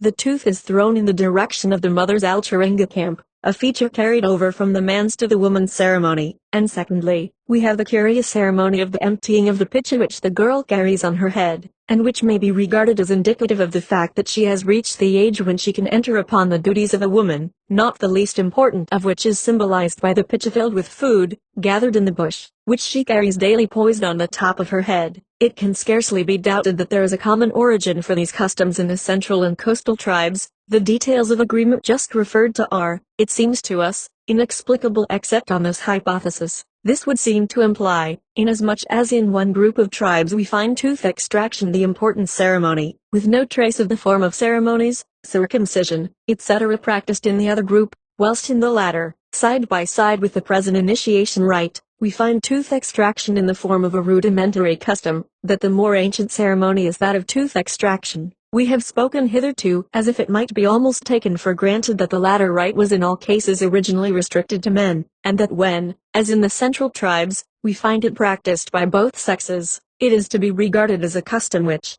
losing its sacred significance, was, as it were, passed on to the women, who then shared in it equally with the men. We do not in reality, by any means, desire to imply that this was of necessity the case. Into the question of what was the origin of the custom it seems hopeless to inquire, whether it always had a sacred significance as it has at the present day, or whether it is a custom to which in course of time the present sacred nature as an initiation ceremony became, as it were, tacked onto its previous attributes, is a problem which will probably never be settled. What we wish to draw attention to now is the fact that in the traditions of the Arunta tribe we have, so far as they are worth anything, is evidence in this direction. The clearest possible indication of a past time when the things now regarded as so sacred that if seen by a woman she would be put to death, were not thus taboo to women. In tradition after tradition we have accounts set out in great detail of how particular women of the Alturunga carried the sacred Nurchunja just as the men did, and of how they had Turinga just as the men had, and further, of how they performed sacred ceremonies exactly as the men did. It can scarcely be held that these traditions are merely fanciful creations of the men. If so, it is a curious feature that they have been built up amongst a people to whose ideas of the fitness of things as they are now and probably have been for some time past, any such acquaintance of the women with the sacred objects is utterly foreign. It seems more probable that the traditions do really indicate the former existence of a time when, in this respect, men and women were upon terms of greater equality than they are now. This being so, it will be seen that it is at all events unsafe to take for granted that even as a rite of initiation the knocking out of teeth has always been confined to men. There are, it appears to us, two theories, in favor of either of which many arguments might be adduced. According to the first of these, the knocking out of teeth may be regarded from the very first as a sacred rite of initiation confined to the men. In those tribes in which it has remained as the rite of initiation, it has always been so confined to the men, while in others it has been superseded by more elaborate rites and has been passed on to the women when once its sacred character was lost. A second theory would regard the custom of knocking out of teeth as, at first, unconnected with any rite of initiation, and as practiced by both men and women. Starting from this basis, the customs, as we find them now developed, may be supposed to have followed one or other of two lines. Along the first, for some unknown reason, the rite came to be associated with initiation too, in the early days, both manhood and womanhood. After a time, and as pointed out, it seems certain that changes in this direction have taken place. The rite came to be confined to men, and dropped out so far as women were concerned until, as in the eastern and southeastern parts, it came to be a sacred ceremony confined to the men. Along the second line, the rite came also to be associated with initiation both to manhood and womanhood, but its place, for some also unknown reason, came to be taken by a quite different ceremony in the case both of men and of women. For it must be remembered that in the tribes of the center the women have initiation rites just as the men have, only that the same sacredness is not attached to them as to those of the men. With the introduction of the new rites, the old one of knocking out of a tooth lost its original significance and persisted as a rudimentary custom. The relationship of it to the same custom, still practiced as an initiation rite in other tribes, being unmistakably shown by a remarkable similarity in the details of the ceremony as performed in the different tribes. Ceremony of nose boring in the Arunta and Ilpira tribes. When a boy's nose has been bored, that is, as soon as the operation has been completed, he strips a piece of bark off a gum tree, if possible, and throws it as far as he can in the direction of the Alturinga camp of his mother. That is where the spirit individual of which his mother is the reincarnation lived in the Alturinga. This little ceremony is called Ilayabara Iwuma, or the bark throwing, and the boy is told to do it by men who stand to him in the relation of Irunga, Agnya, and Akilia, who also tell him that the reason for doing it is that it will lessen the pain and promote the healing of the wound. When the nose of a girl is bored, which is usually by her husband very soon after she has passed into his possession, she fills a small wooden vessel with sand, and facing in the direction of the Alturinga camp of her mother, executes a series of short jumps, keeping her feet close together and her legs stiff, while she makes the pitchy move as if she were winnowing seed until she gradually empties it, after which she simply resumes her ordinary occupation.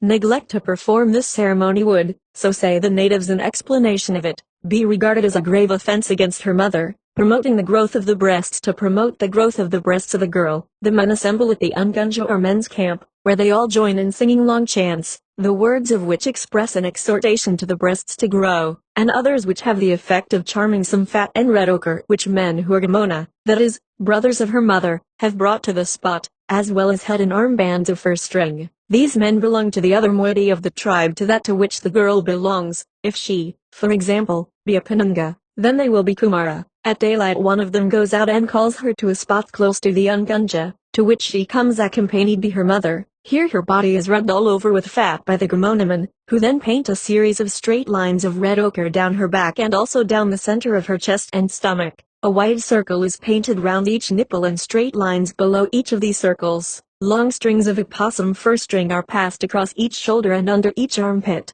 Numbers of neck rings are put round her neck. Several head rings are placed on her forehead, and a number of tail tips are fixed so that they droop down over the forehead and ears.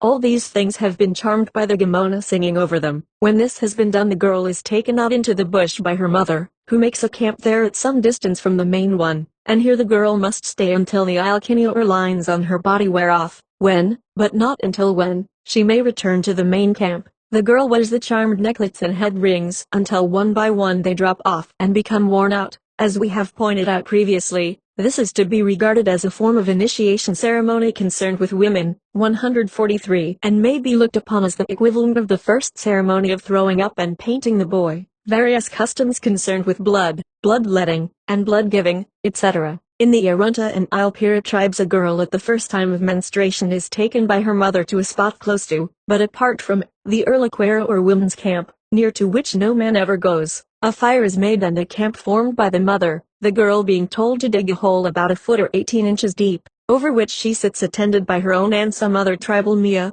who provide her with food, one or other of them being always with her, and sleeping by her side at night time. No children of either sex are allowed to go near to her or to speak to her. During the first 2 days she is supposed to sit over the hole without stirring away. After that she may be taken out by one or other of the old women hunting for food. When the flow ceases she is told to fill in the hole. She now becomes what is called Wunpa, returns to the women's camp, and shortly afterwards undergoes the rite of Atna Iriltha, and is handed over to the man to whom she has been allotted. She remains Wunpa until such time as her breasts assume the pendant form so characteristic of the native women who have borne one or more children, after which she is spoken of as Arakutja, the name for a fully grown woman. Blood may be given by young men to old men of any degree of relationship, and at any time with a view to strengthening the latter. When it is given to a man of the same moiety of the tribe as the donor, it is drawn from a vein in the middle of the arm, and when to a man of the other moiety, it must be taken from a vein at the inner side of the arm. Occasionally it is drawn from the back of the hand, and still more rarely by the painful process of deeply puncturing the fingertips under the nail. When starting on an avenging expedition or at Ninga, every man of the party drinks some blood, and also has some spurted over his body, so as to make him what is called a chulama, that is, leaven active. The elder men indicate from whom the blood is to be drawn, and the men so selected must not decline, though the amount drawn from a single individual is often very great. Indeed, we have known of a case in which blood was taken from a young and strong man until he dropped down from sheer exhaustion. In addition to the idea of strengthening the recipient, there is the further important belief that this partaking together of blood prevents the possibility of treachery. If, for example, an Alice Springs party wanted to go on an avenging expedition to the Burt country, and they had with them in camp a man of that locality, he would be forced to drink blood with them, and, having partaken of it, would be bound not to aid his friends by giving them warning of their danger. If he refused to drink the blood, then, as actually happened in one case known to the authors, his mouth would be forced open and blood poured into it, which would have just the same binding influence as if the drinking had been a voluntary one. Blood drinking is also associated with special meetings of reconciliation, which sometimes take place between two groups who have been on bad terms with one another without actually coming to a fight. In this instance, the group which is supposed to have suffered the injury sends a messenger to the old men of the offending group, who says, "Our people want you to come and have a friendly fight." This peculiar form of meeting is called Umburna Ilirima, which means seeing and settling things. If the offending group be willing, which they are almost sure to be, then the meeting is held, and at the commencement each party drinks the blood of its own members, and a more or less sham fight takes place with boomerangs, no one being any the worse. When a young man for the first time takes blood from another man, the latter becomes for a time taboo to him until he chooses to release the young man from the antherta, or ban of silence, by singing over his mouth. Apart from these special occasions, blood is not infrequently used to assuage thirst and hunger. Indeed, when under ordinary circumstances a black fellow is badly in want of water, what he does is to open a vein in his arm and drink the blood. Bloodletting is a prominent feature of certain sacred ceremonies, such as the Intichiuma rite, as practiced by the Kangaroo men at Undaira, the great center of their totem, where the young men open veins in their arms and allow the blood to stream out onto, and over, the edge of the sacred ceremonial stone which represents the spot where a celebrated kangaroo of the Alturunga went down into the earth, its spirit part remaining in the stone which arose to mark the place. In the same way at the Intichiuma of the Unjayama or Hakia flower totem held at Ilioba, blood from the arm is sprinkled over the stone which represents a massive Unjayamba. The sacred pole called the Kwa'a, which is erected at the close of the Angwira ceremony, is painted all over with blood, and, in all sacred ceremonies, in fact, In many of the ordinary corroborees, down derived from either birds or plants is attached to the human body by blood drawn either from the arm or the subincised urethra. Women are never allowed to witness the drawing of blood for decorative purposes. Indeed, the feeling with regard to women seeing men's blood is such that when a quarrel takes place and blood is shed in the presence of women, it is usual for the man whose blood is first shed to perform a ceremony connected with his own or his father or mother's totem. This is in some manner supposed to be by way of reconciliation, and to prevent the continuance of ill feeling. The special term given to these ceremonies is alua upperelima, which means the blood fading away. After a fight which took place recently, one of these ceremonies was performed by an Appengerda man of the Wichedi Grub totem. He personated a Chankuna, small berry, woman, to which totem his mother belonged, and was decorated with an elaborate headdress representing the woman's digging sticks, to which were affixed pendant bunches of feathers representing Chankuna bushes with the berries on them, which the woman was eating. There are also various customs relating to the blood of women which may be referred to here. In the Kaddish and other northern tribes, when the rite of Etna Irilthakuma is performed on a young woman by an Ungaracha or elder sister, the blood is collected in a special pitchi which is made for the purpose by an elder brother of the woman, and is taken to the camp, where the Mia, Iwina, and other women both smear their bodies with it and drink some. It has been already described, in the account of the initiation ceremonies, that the blood which flows at the operation of Larkna on a boy is taken to the women's camp and rubbed over the breasts and foreheads of women who are the elder sisters of the boy and of his mother. The deposits of red ochre which are found in various parts are associated with women's blood. Near to Stewart's Hole, on the Fink River, there is a red ochre pit which has evidently been used for a long time, and tradition says that in the Altaringa 2 kangaroo women came from Ilpilla, and at this spot caused blood to flow from the vulva in large quantities, and so formed the deposit of red ochre. Traveling away westward they did the same thing in other places. In much the same way it is related of the dancing Unthipa women that, at a place called Wankama, in the eastern part of the Arunta district, they were so exhausted with dancing that their organs fell out, and gave rise to the large deposits of red ochre found there. Blood is occasionally given to both men and women to strengthen them when they are ill. When given to a man, and it is only given in very serious cases, it is drawn from the labia minora, and one of the women, taking first of all one of the several kinds of Wichedi grubs which are eaten, dips this in the blood and gives it to the man to eat, after which his body is rubbed over with the blood and afterwards with grease and red ochre.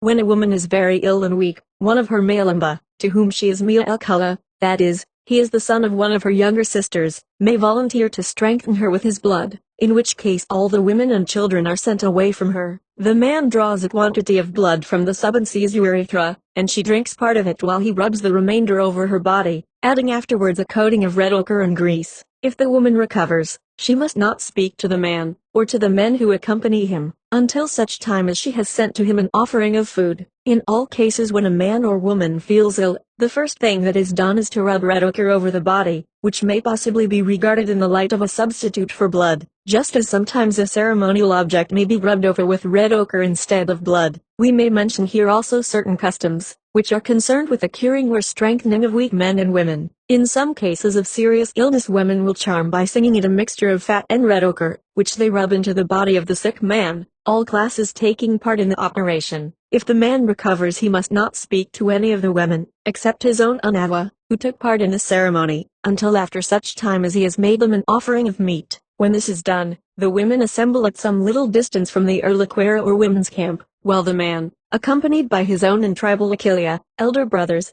and Aknia fathers carries the meat, which is most likely kangaroo or euro flesh, and silently places it in front of the women, who then rub him over with red ochre, thus removing the ban of silence.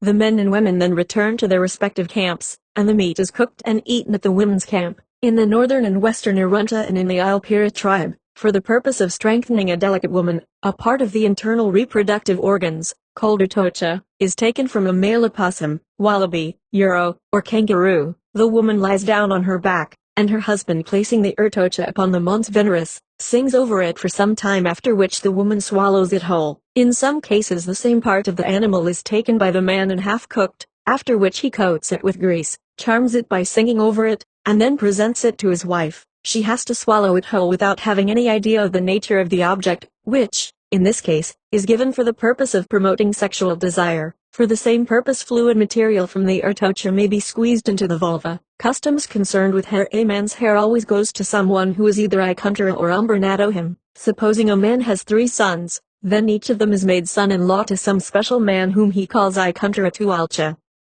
The latter has the first claim to the younger man's hair. Any which there may be to spare goes to the son of an Ikuntara, that is to a man who is Umberna of the donor. In this way a man receives hair from 1 his actual mother-in-law, his principal supply, 2 from a Gamona or son-in-law, 3 from an Umberna or brother-in-law, while 4 under certain circumstances, already described, he receives a special supply from a particular Umberna to whom he stands in the relationship of Unjipina. In addition to these, which may be called his normal sources of supply, he will sometimes receive hairstring as a return for some favor rendered. For example, a man who belongs to a different totem from his father inherits the Turinga of the latter, but they still remain in the storehouse of the father's local totemic group. A suitable present of such a valuable article as hairstring will often persuade the headman of the father's group to allow the son to remove, for a time, the Turinga of the former to the storehouse in which his, i.e. the son's, Turinga is kept. A man when cutting or having his hair cut, which he must do periodically, as it is his duty to present it to certain individuals, always squats facing the direction of the Alturinga camp of his mother.